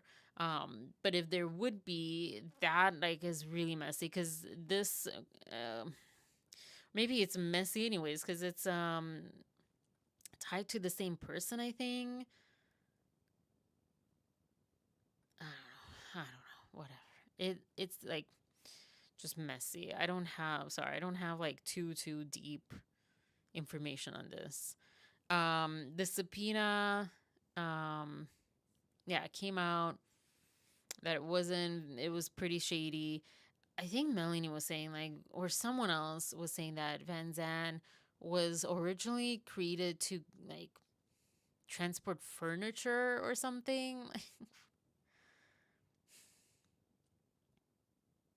I think it's like one thing to know that shady things happen and rich people do shady things, and it's another thing, and we see movies about it and all that stuff, but it's another thing to see it with your own eyes in real life like that. um yeah, I think all of the people involved have Delaware companies. I worked for a place that also was a Delaware company. That's basically to evade tax, I think, or like not get. I think it's like a no tax state, I believe. I think my ex told me that when I mentioned like it's weird. This is like a company that's in Ohio. Why would it be, founded in Delaware? So I think he said that. Um, Feel better, Arnaldo. I'm so sorry. No worries as far as participation. Yeah, good night. Hope you feel better. Um, yeah, yeah. As far as, yeah, this is kind of all I have as far as the list plank of it, the subpoena. There's something about Leslie Sloan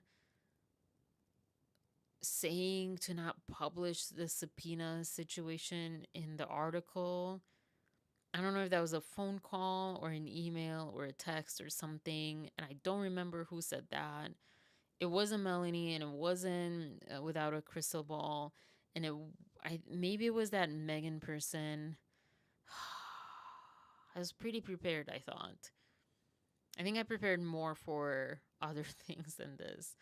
I think my subconscious is like enough Blake Lively stuff.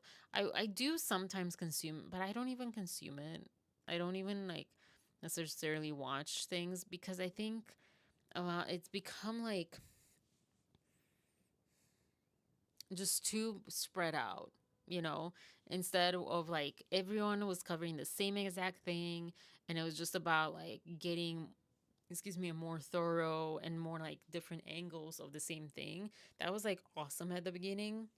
And now it's like this person's covering this and this person's covering that. And they're like also kind of small stories and everything. So yeah. I thought that Without a Crystal Ball, didn't she show it? Yeah, she showed it. She showed um the thing, the whatever you call this. Here, let me. Oh gosh.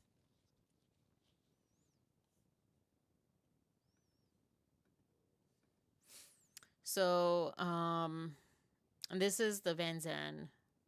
It was founded or incorporated in 2010. Um, oh wait, no, it's not. Is it? Oh, what? Oh, it's a branch of Van Zandt Incorporated. Oh, that's even shadier. They just changed. I've had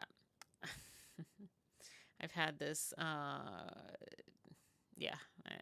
Yeah, okay. Anyways, moving on.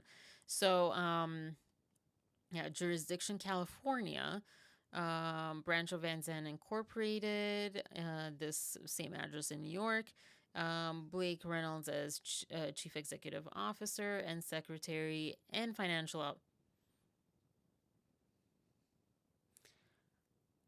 Who thinks that Blake Lively knows finances and should be a financial officer? Are you kidding me? Eric Binder is the agent, and Eric Roth. Oh, I wonder if my friend knows anything about this. Is the agent also? Um, so this is the filing that she found. This is Van Zandt Inc. versus Doe's 1 through 10. So 10 people or something are the defendants. Did you see this?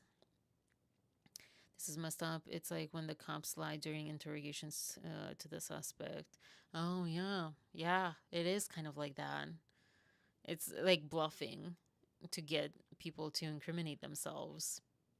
It's kind of like that. Yeah. You are hereby summoned to answer the complaint in this action and to serve a cop. The weird thing about this, though, is that the subpoena was towards member or like, what is it? It says here somewhere.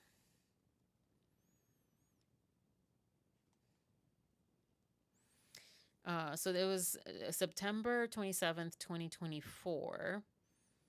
Um, Received, yeah. Um,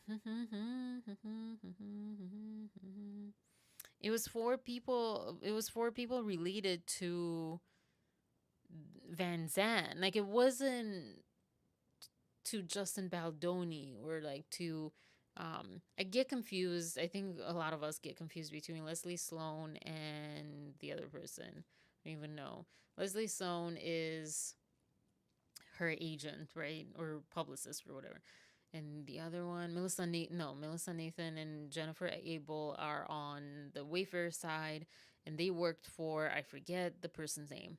So it wasn't them though, because they weren't agents or like connections um, with Lively, Van Zandt, with any of them. So upon information, believe the Doe defendants have certain contractual and confidentiality obligations and obligations of good faith and loyalty to plaintiff regarding plaintiff's business and reputation by way of oral promise and or written agreements. Despite these obligations, the Doe defendants have undertaken direct efforts to contravene these agreements and instead have participated and may continue to participate in efforts to harm plaintiff, including by failing to act in plaintiff's best interests, taking actions to their personal benefit at plaintiff's expense, failing to freely communicate with plaintiff regarding matters that impact plaintiff's business and reputation,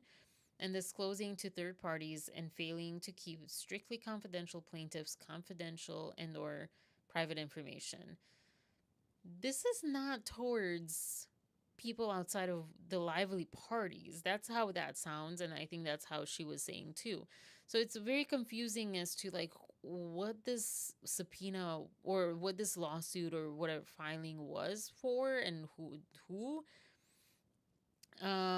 it constitutes breach of the agreements and obligations owed by the Doe defendants to plaintiff, um, and has caused significant reputational and economic damages to plaintiff.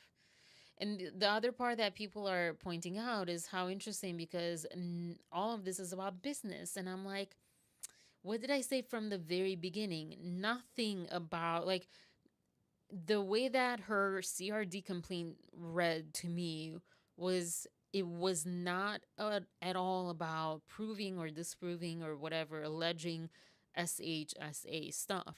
It was about the smear campaign that she had an issue with because the comment that was said by I think even like her supporters was towards that. It was that she was being smeared, she was being retaliated, and this is for the women who are often like retaliated towards, coming forward with such claims, etc. It was never about SASH claims. It was always about like the retaliation of coming out forward with those claims. And then the other part of it, when she was seeking protection and attorney's eyes only, it was always about the business of it. It was never about personal safety and the safety of her family and friends and her like the mental, emotional, and physical safety of these people. It was always about like, so business plans don't get aired out to competitors so that like the strategies and this and that don't get, aired out and given it to the competitor hands. So like, but people are saying the same thing with this. Like this was clearly like for business. It was reputational and economic damages. It had nothing to do with things.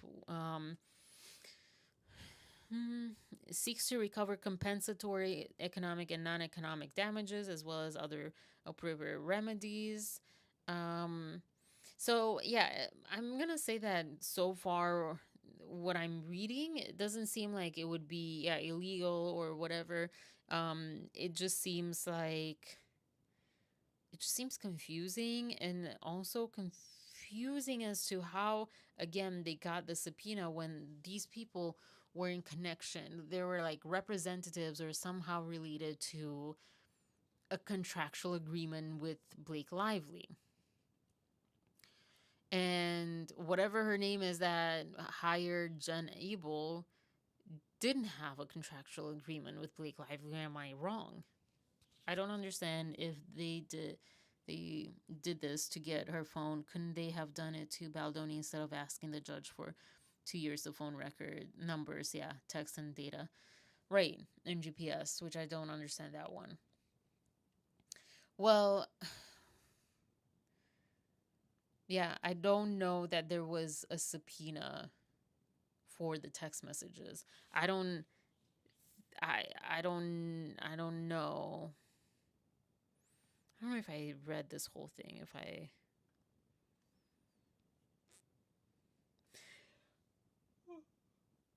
Okay, so this is just the court document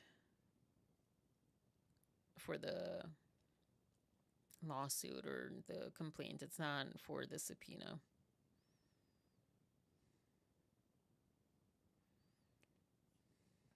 All right. Anyway, so yeah, that's a very good question, Maria. I'm with you on that. But I also feel like those text messages, because they came from a phone that was confiscated. Um, I mean, I have everything in me says that there was no like, if there was anything legal, it was just for like show purposes. But that phone and those messages were probably exactly handed over. Now, there could be also because she had plain what's her name? What is her freaking name?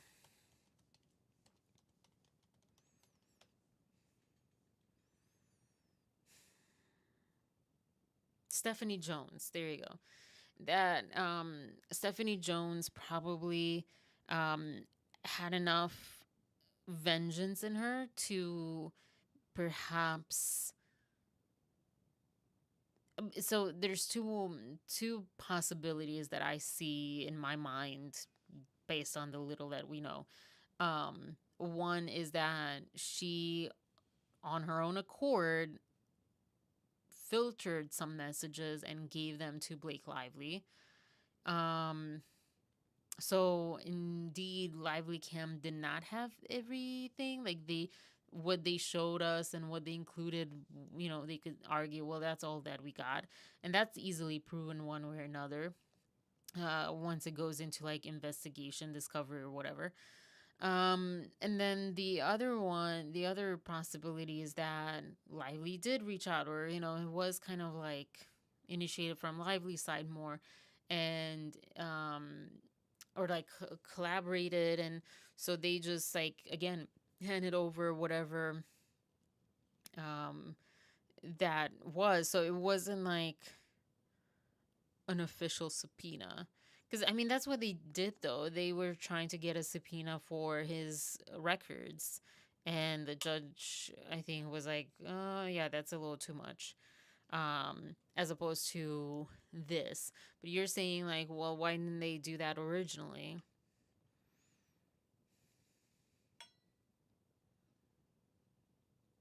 It's all such a mystery. Maybe she wanted the phone because they were already in cahoots. Yeah. I mean, all of it looks like there was no like fight on that phone. Whereas on the Justin Baldoni side, there would have been a fight. Also, they would have like shown their cards and they wouldn't have been able to like surprise attack Justin, and they probably wanted to like checkmate him. That didn't work. Probably that's kind of the strategy that they were going for, and that's why they didn't do that. They don't want to like let him know something was up, you know. Sorry. Um oh, another thing that I had, sorry, these are like such tidbits. She got best dressed for the year or something somewhere.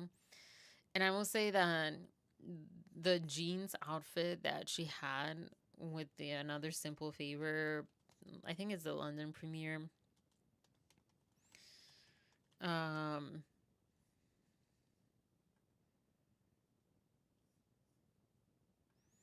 no, gosh. I wrote it all and then it didn't, come on. This is such like a huge like right turn. But this outfit, I will say, I really like this outfit.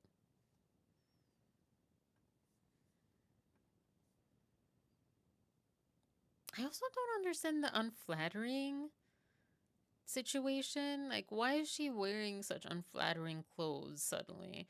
Is that to like make herself more approachable, or like, look at me, I'm like, or to hide that she's gained weight? I don't know what's going on. Um, anyways, but I did like this outfit a lot, actually. I don't understand because I've seen people like the young kids do this even on the streets. Have like their jacket like halfway. I sound so like a grandma, but aren't you cold? Don't your shoulders get cold? What's the point? And more than cold is like it's just so uncomfortable. I don't know.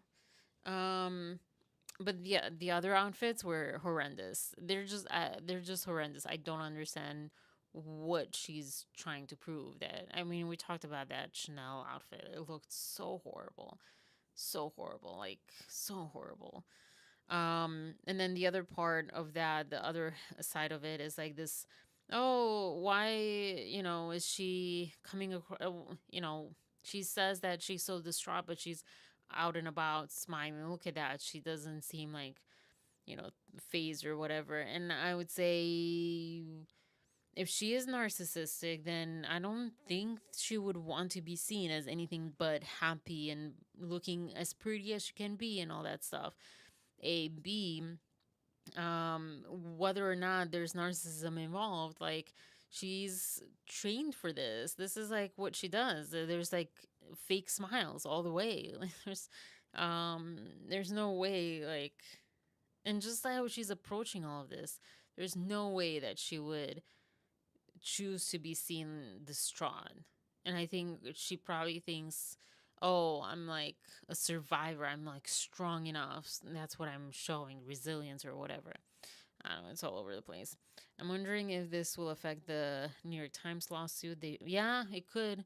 They should have known this wasn't a real subpoena, but still wrote the article because they said, I think, that the they looked through the hundreds of text messages from the subpoena, but I think that's what whoever was saying that the that Leslie Sloan told the article. I think it was a New York Times article that told the article or told the people specifically to not include the subpoena because it was like a sham subpoena or something. I don't know. That's a theory circulating right now. And in that case, that I mean, she might have not said that directly to them, or she might, I don't know, but that's definitely something that will affect them because that's like, I would say, beyond, unless they can prove like, well, we, to the best of our knowledge, it was legal and real and all that. I don't know, but yeah, that's a good point. She's been silent and hasn't posted anything else. Megan Toohey has, or hasn't. Her jeans are too high for my taste. Yeah. Um, Oh, you're a low riser? I could never do low rise with a tucked in tank top and a belt. I don't have the body. Never had the body for a low rise. I have too much of a butt. And so like and also like a stomach. I never had flat stomach and I always felt like the low rise would fall all the time. But yeah, I mean, this is not, like I said, I mean, this is not a flattering look, especially for her. This is ultra low rise. I think it if it would have been like, I don't know, maybe she just then doesn't have a waist. This could work, I feel like. Um, but it's better. I think we can admit though that it's better than the other stuff. The other stuff just looked really bad. What was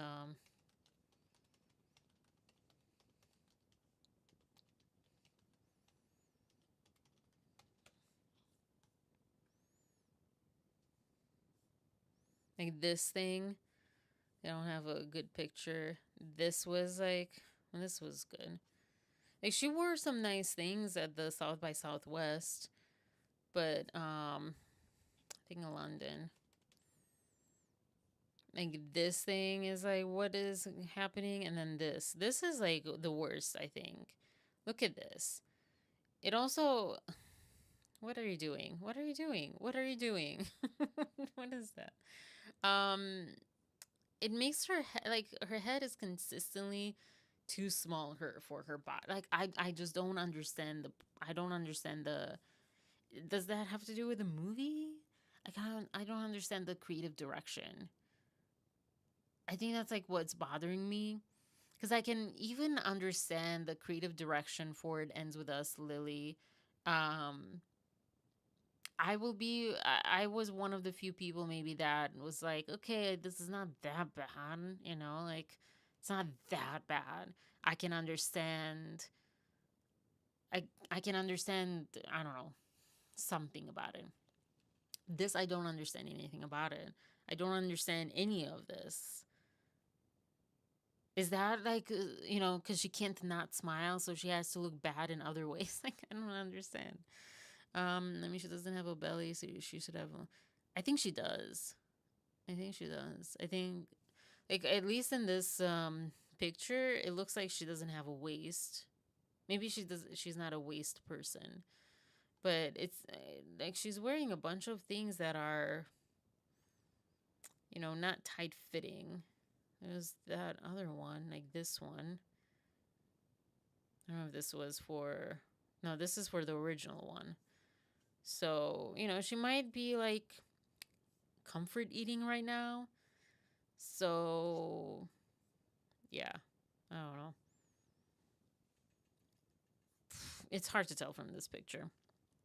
But yeah, her taste is definitely questionable.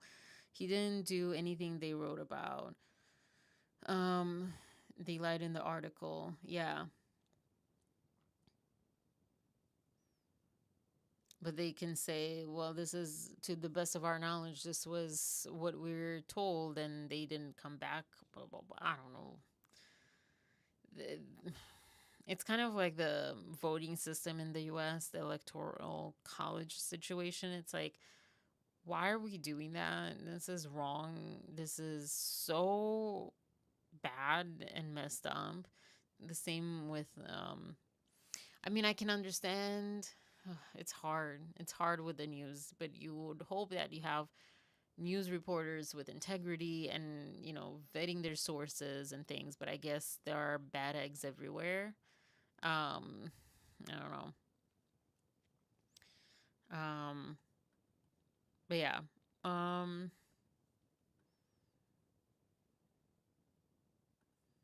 oh, there's this one little video.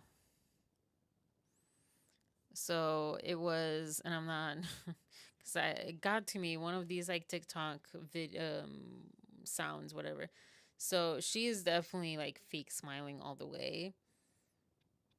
I don't know, maybe just the lighting wherever she got dressed, they didn't see that the colors didn't match, the blacks or whatever didn't match. I don't know. It's just so bad. It was so bad. And Anna looks so elegant and great. But look at this. So they're like smiling, whatever. And I think like I wrote that he shakes he shakes her off or whatever. She shakes things off. Oh yeah, because like it wasn't right after, and it was clearly for his suit. But I thought it was just like one of those funny coincidences. Um,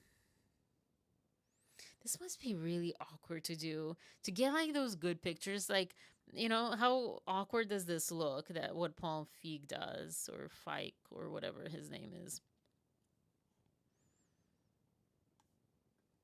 And he's doing you do this to get like the right picture, an interesting picture. Like you have to look really stupid. Getting it, and yeah. Anyways, it just that makes me so uncomfortable. In the premiere, her dress was skin tight. Oh, well, yeah, but I'm saying like now, since the lawsuit situation, she was fine then. I'm talking about the lawsuit. I think because she was in control back then. She was literally the most in control at that time. So she wasn't stress eating then. But now, lawsuit happening, divorce maybe happening, who knows what's happening, this craziness happening, you know, it's not she's not that much in control. So yeah, she might be stress eating. And there's this article. This was an article from 2016 that I'm about to pull up.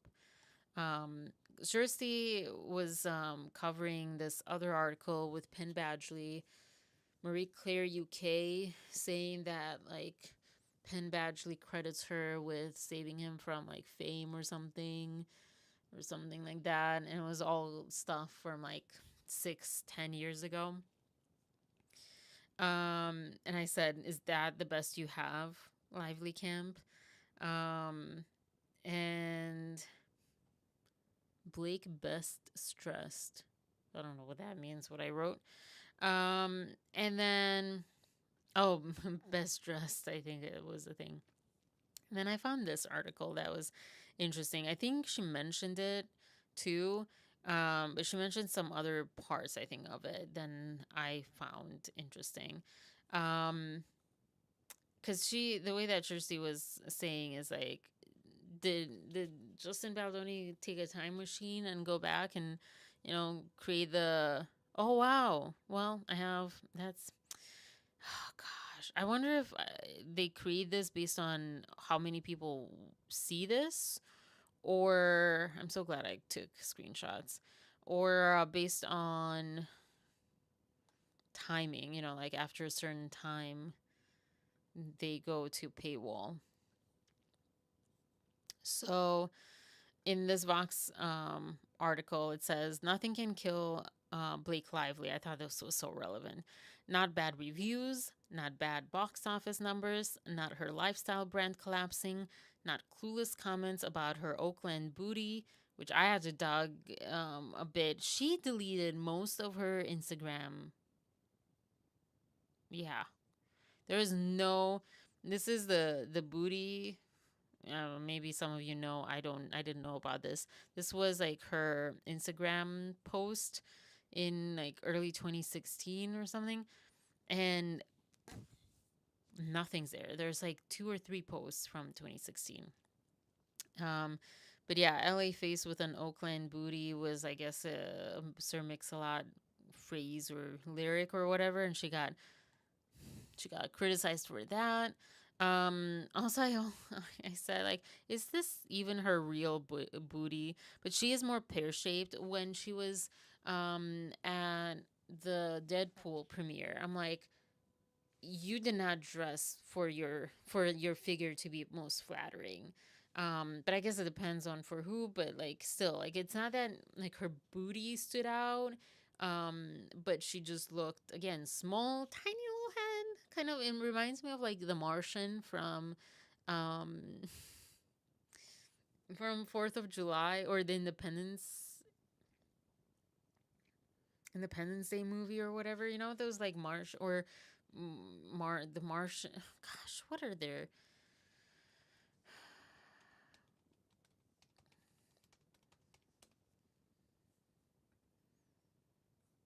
Oh, Mars Attacks. There you go. That movie.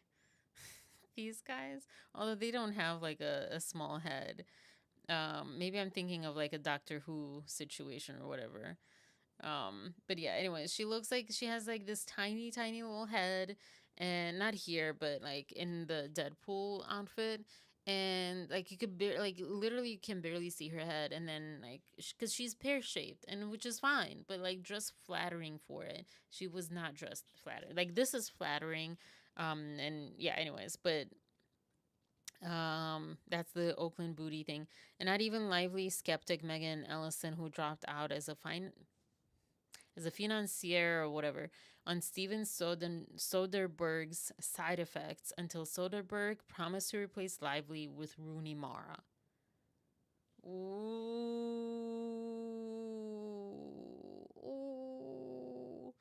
But Lively is bulletproof. Lively is titanium. Lively is the perfect diamond.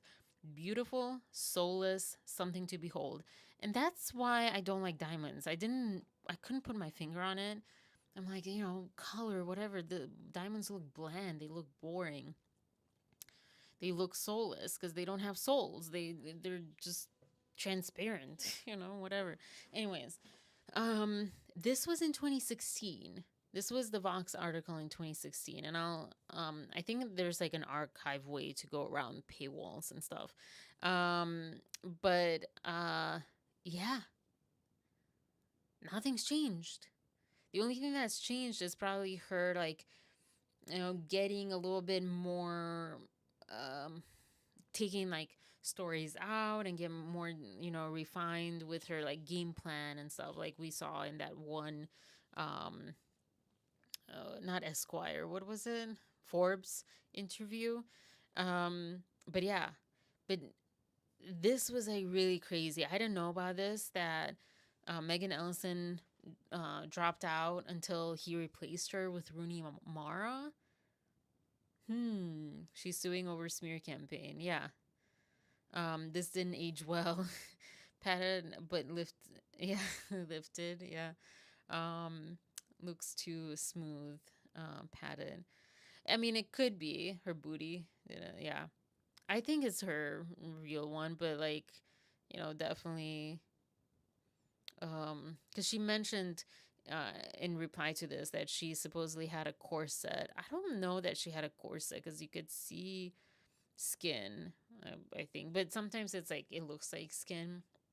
But she's like, oh yeah, what you see is not necessarily real. Like, there are a lot of people like pulling me an inch of my life into the corset and blah blah blah, which also can make the butt look bigger and stuff. um who knows? But yeah, this definitely didn't age well. And I don't know that Jersey covered. I don't know which parts she covered out of this. There's a lot of this article, which I had printed it. I thought about like, oh, print. Oh, maybe I did. Hold on, maybe I did print it, because I think of that a lot now. Like, oh, will it be here when I come back for it? I did. I did print it. Anyways, the other part is, so who is Blake Lively? The story of Blake Lively is a story of innocuous blankness. The industry of fame relies on the cycle of constructing an image and selling it to willing buyers. And I thought this was also so relevant. It's a faja. What is that? She's going down. Nothing kills my butt. She's doing over. Yeah, okay, I read that part. Yeah, I have. I don't know if I have a bigger butt than hers now. I do have some. My. No, I don't. What I don't like is um people complimenting you on things that you clearly don't want or like or agree with, but they're either doing it from their point of view or because they think you need that. There was someone who told me like, uh, thick thighs save lives, and I'm like, I disagree with that, but okay. I mean, I kind of agree as far as like literally, and I was saying, I think they understood me wrong when I said they actually create life. Because my sign, I think they understood something completely different. I was saying like science wise, that's where a lot of the omega 6, I think, is stored, or DHA or something. So when you're like pregnant, like that's where the store of that is. And when you're more of pregnancy age, you get like thicker thighs. um Anyways, yeah, I digress. um but yeah, I want to know what that faja, however you pronounce it, what it is. Um, but this is like, I thought it was like really relevant because I mean this article could easily be written today, but right now nothing's written against her today. It's interesting. Um, the interview celebrities give, the tabloids they indulge, etc., etc. They partake in some strange alchemy for public, consumption, in the hopes that what they think they're selling is what we're consuming. But this like constructing an image and selling it to willing buyers is so relevant to what's going on now and what she's doing with herself as a brand, but also with this SASH brand that she's branding herself with. Like, this is her new brand. She's the victim of something. And she's selling it to the willing buyers, people who are predisposed to want to believe that. That's how one part that I took that. And then this other part, she looks like a movie star. Her hair is. This was just because it's so poetic and beautiful, so I just had to include this. Her hair is golden, honey spun. It catches the sun in flash photography like a piece of jewelry. Whoever wrote this article is like just an amazing writer. I want to read more from them. Um, so this is the full article. I don't know how to. I'll post it. I think I can post it on Patreon, so I'll post it there. Um, so yeah, on Gossip Girl, a show built entirely around her. I mean, yeah, that was her debut. So she went from traveling pants movie straight to Gossip Girl. Who she was Serena Vanderwoods, and she was the it girl. She was like the unattainable. Everyone wanted her. Um, the best. Everyone wanted to be her friend. She was like, the person, the kindest. Blair was like the villain of the story, etc. Which it ended up not being the case, and it also in real life not being the case. Um, but yeah, Lively wasn't the sixth or seventh or even eighth best performer in a cast that was also featured um, the likes of Humanoid Fawn, Chase Crawford, and Taylor Swift, Babadook, Taylor Momsen. What is that? Don't pick on Taylor Momsen. Taylor's cool. Both of whom outshone her. Woo! If Chase Crawford outshone her, I mean, not to talk badly about him, but I don't feel like he's like a standout by any means. He was very good looking. No, he was a good actor. He was a good actor, but yeah. Well, let's see. Out of the whole cast, Rufus kind of sucked. I don't know if it was the character or the acting, but yeah, he wasn't my favorite. Let me pull up Gossip Girl cast. Oh, Michelle, rest in peace. Ed Westwick. I think I mentioned this, and Chase Crawford liked her Instagram, but I think Kirsty was saying that Ryan Reynolds didn't like her Instagram. For the time, Brendan Sklenar, uh, whatever her name is, Jenny Slate, they didn't like her Instagram time of the year, person of the year, time person, whatever. So yeah, Sebastian Stan. Oh my gosh, I just did a bunch of accents that there. He's becoming a very good actor. I mean, if you see, he's doing all these projects, but if you see him in these projects, he is an incredible actor. I don't know. I'm blown away. Blown away.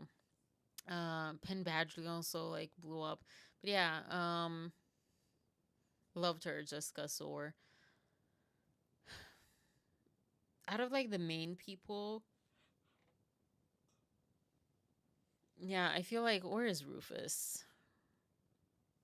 Oh, he looks like this other guy. Is he even on here? Is he? Oh, there you go. Matthew Settle. I think he kind of sucked as an actor. Or as the character. I don't know if it was the character or the acting, like I said, but yeah, I don't think she was bad though. I don't think she was bad. I might be so faulty because I don't see her as such a terrible actress as everyone else does. I think she's okay. But she definitely, as this kind of whole thing talks about, like she is where she is because she looks the way that she looks. Blonde, blue eyed, beach, Malibu beach Barbie. Selling you the dream. That's why she's famous. That's why she's here. Because also acting, like, I think it's not as hard depending on what you're doing. Because that's the thing. Like, her roles. Like it's not always that hard, and if you really believe in yourself and you have this inflated ego, so to speak, and you think like you're doing the best anyway, like you're awesome anyways, because that's what people tell you, and you're given these opportunities, like it's really easy to do. This is why I think when I was talking about body positivity, it's important. Like putting people down will make them in a worse place no matter what. It's not going to make them work harder or be better or the weight come off. Like, it's likely causing them more stress and more weight to retain or stress eat or whatever. Cortisol levels go up. So, it is really important to believe in, like, support one another and your friends and family and the loved ones. Like, even if you are like, oh my gosh, this person sucks, they suck at whatever they're doing, but if they are passionate about them, about whatever it is, like, just really support them, because that's when the best comes out of people. And I think with her, she's kind of like that. She got this fame and she got this, wanting to see more of her because she looks the way she looks at the time that, this was like really cool. But yeah. Um,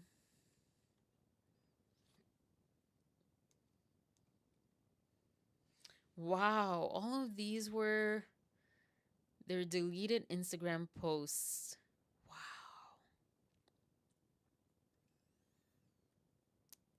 Isn't this crazy? Like, all of these, one, two, three, four, five photos plus that booty photo that she just deleted.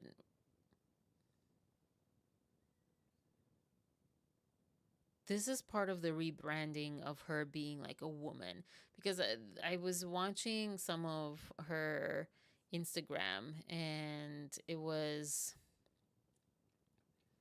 I don't think I pulled it up, but it was a lot of like, just like, a young girl kind of Instagram. It was nothing bad actually.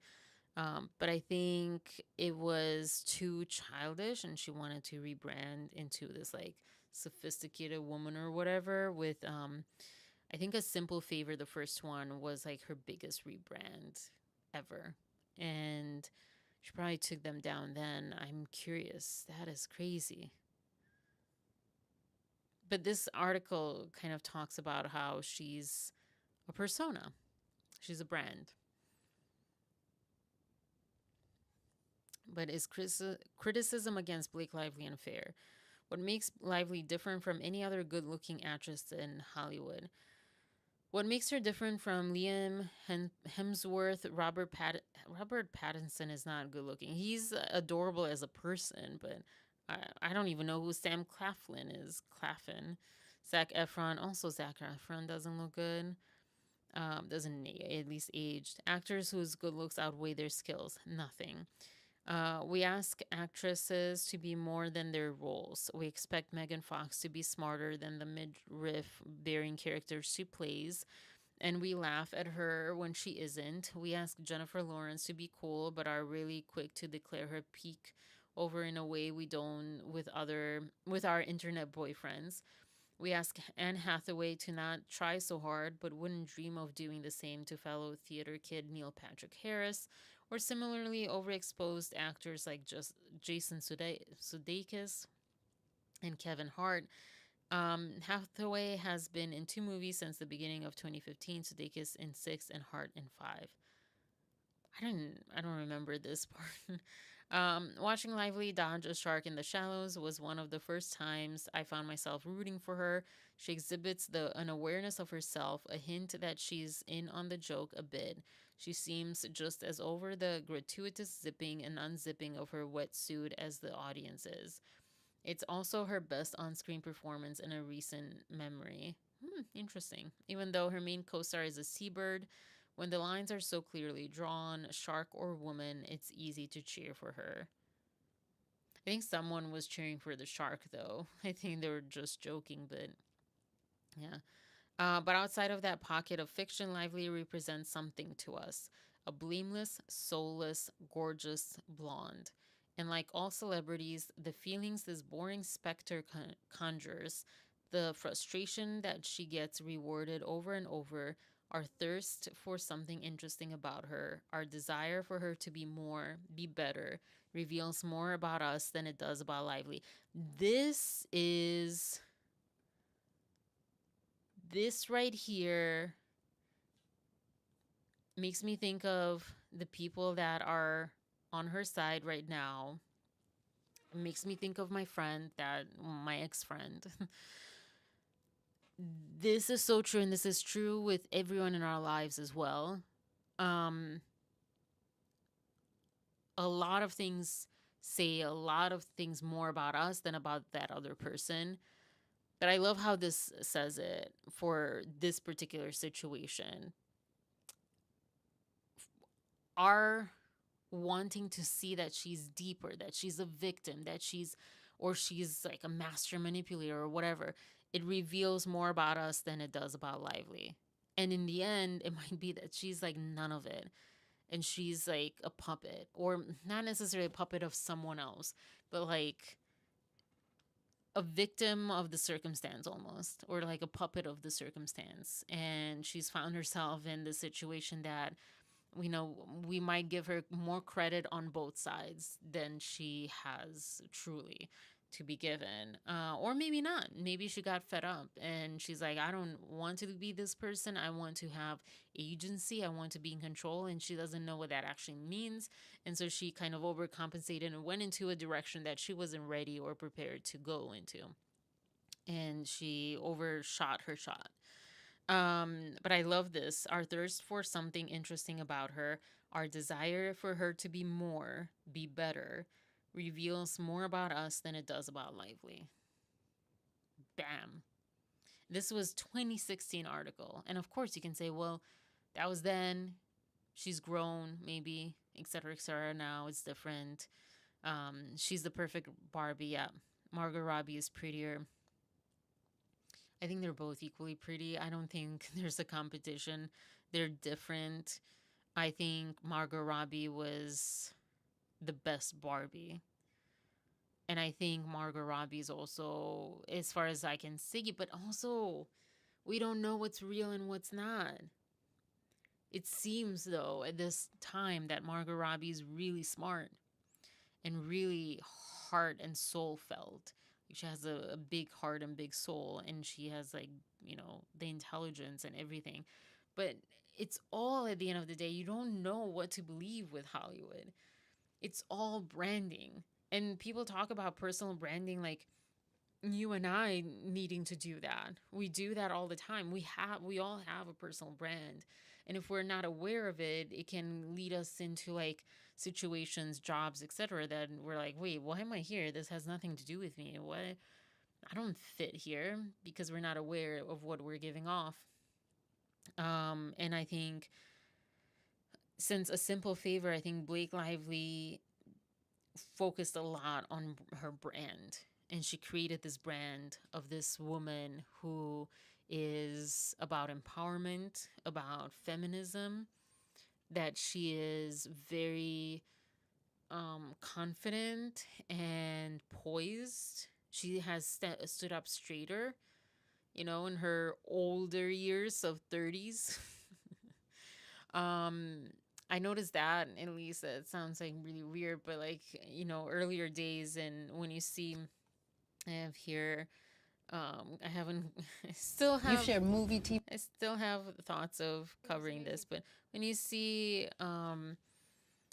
like these interviews from her younger years, she isn't as like, she's not walking as straight and whatever. She has a little bit of that, but like I at least for me, like I see this like brand of this like sophisticated woman, very powerful, owning the space kind of person and woman.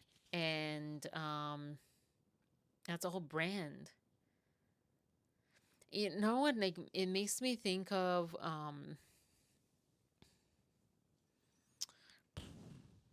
BTS and K-pop. But I think BTS especially, there was I think I learned about them that one of them really sucked at dancing.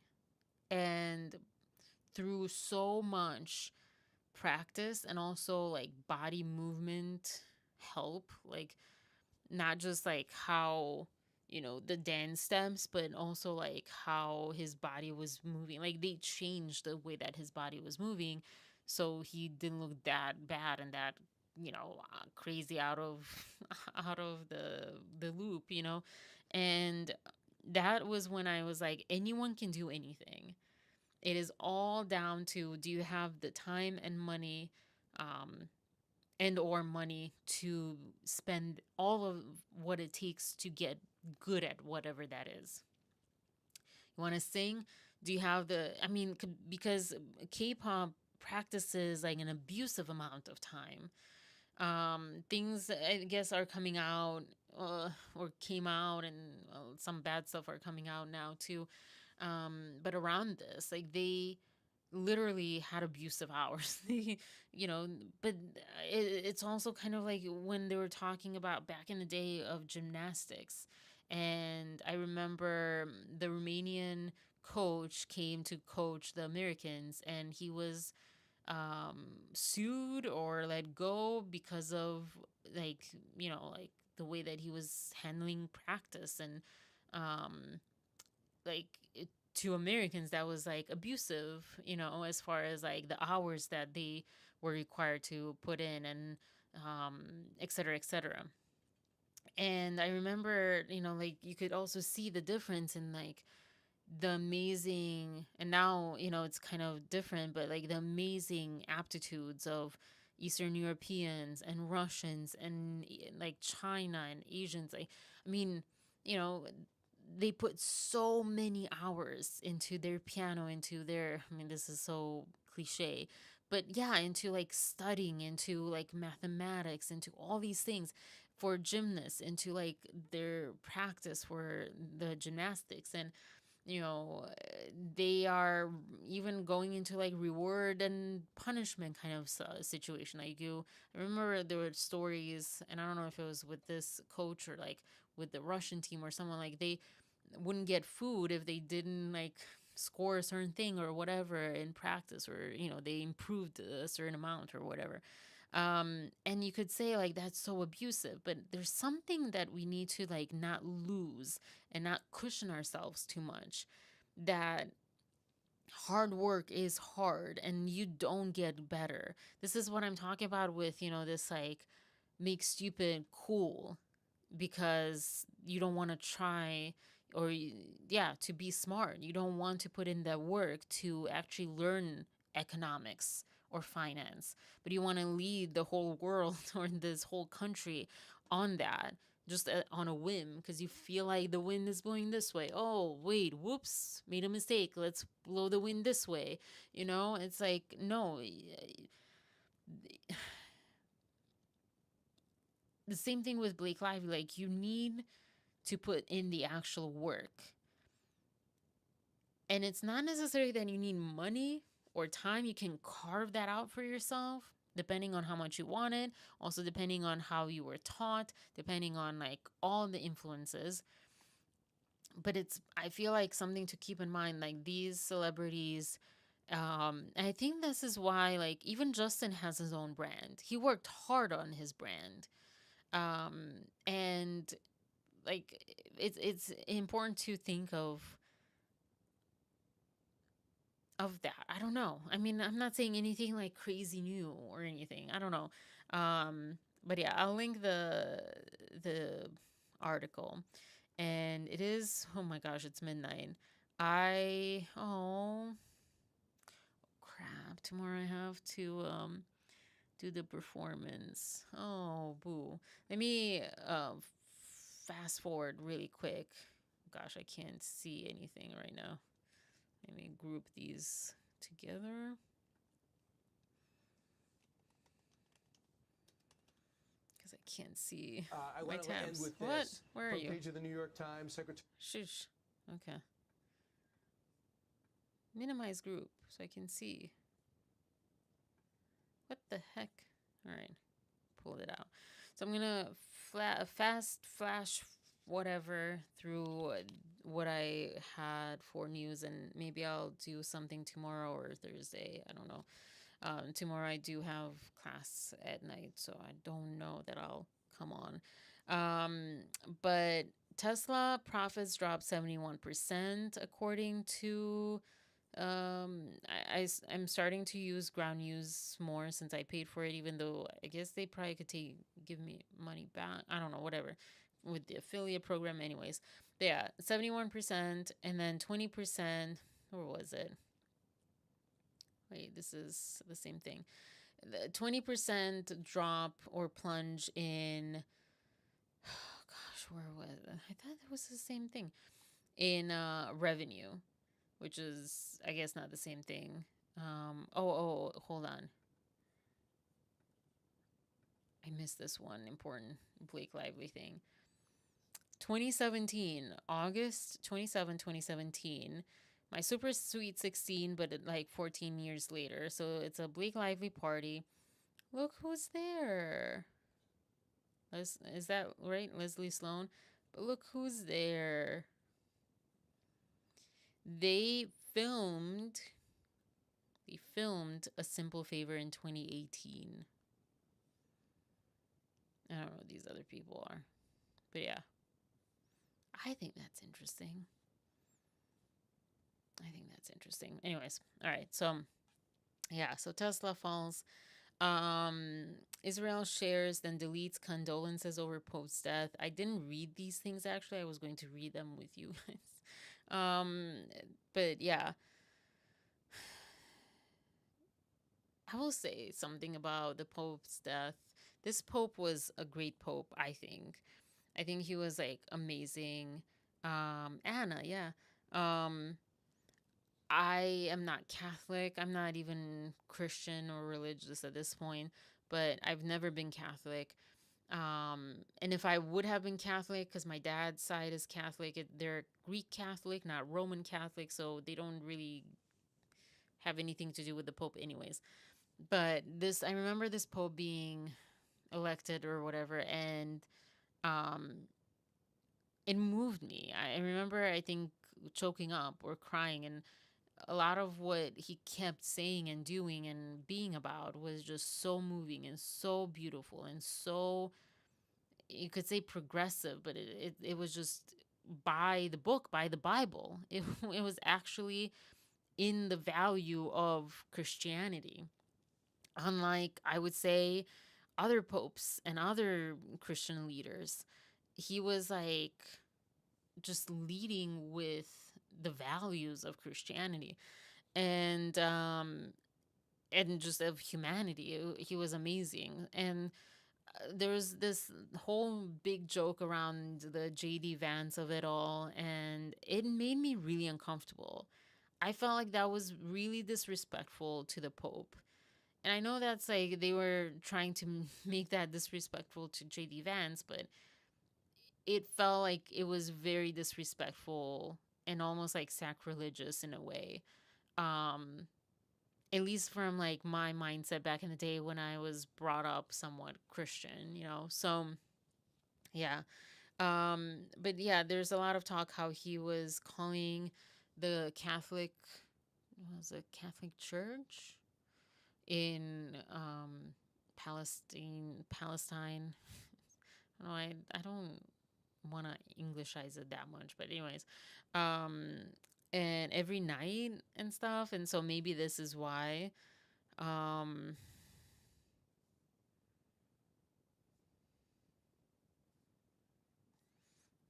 let's see, Reuters. What does it say? Wait, no, that's not what I meant.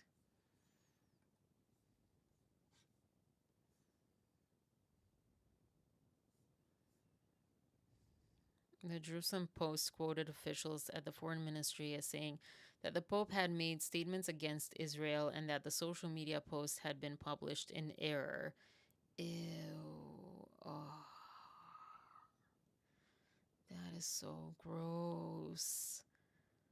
That is so freaking gross. I am so tired of this narrative. I'm so tired of this narrative. It's just like these extremist men, really, when you think about it. I mean, Italy has a woman, but as far as I know, she's not as extreme, but also kind of on the fascist side. Um, but it's just like men, like it's we're literally pawns for these men that have little egos, and it's just crazy to me. It's just crazy. I don't know why you're popping up. That is so despicable, though. And this is why, like, Israel does not equal Jewish to me, and to many Jewish people. It's not the same thing because it's not. You know, like Romanians, we're all. I mean, it's not exactly the same thing, but Romanian people are. I think it was 90%, maybe 80% Christian Orthodox. So you could kind of associate the two. Um, and like Greek, Greek Orthodox, um, religion and government, I don't think should ever be the same, especially because we're not ready for that. We're not evolved enough to be able to do that right. Um, and this is just so despicable. So, yeah, and I think anti Semitism isn't necessarily for Jewish faith, but Jewish people, like the ethnicity. But that's like just a notion that is just so manipulative. If you disagree with Israel, if you condemn the killing of innocent lives by Israel, you're anti Semitic. How does that make sense? And I came across something recently where it was, oh gosh, I still need to talk about the Donna Bowling of it all. Because it was about, I think I came across it on that post. Um, but I even sense like the notion that, like ethnic cleansing is happening is basically what Israel wants. And the irony of that, because the whole like, oh, you're anti Semitic and you're a Nazi and all this and stuff, and probably that I shouldn't say that word. But however, the like irony that is what Israel is doing with Palestinian people, what they had done on them. And it is just so like maddening the way things are spun and the way that it just like it actually just floors me how like the news and the way things are spun here in the US, especially because I don't live in other places. I don't know. As far as like if you are just highlighting things that are happening, like you have to be pro Israel and we only give aid to Israel. It's just like just insane. Just I don't know. Just it drives me crazy. I don't know. And then the bird flu. I'm like speeding through these things because it's late. But I think I was watching. One of your colleagues told us. Yeah, I was One watching of your Dave Neal. So I'll just link his video. You can watch it below. Well, I think he had two different videos. One had the bird flu thing should and spiral into a pandemic. how there were like I remember hearing this, but I don't remember hearing it exactly about the cows getting bird flu, and also okay, it wasn't this one. And all like there were more people than I thought. I thought it was like only one person that got bird flu, but there were a few people. It was like 7 people or something so far in the US that got bird flu. And I say this also because people joke like, "Oh, prices of eggs, like we should like have our own chickens or whatever." And I always think of how stupid that phrase is, that notion is, because you're not getting it.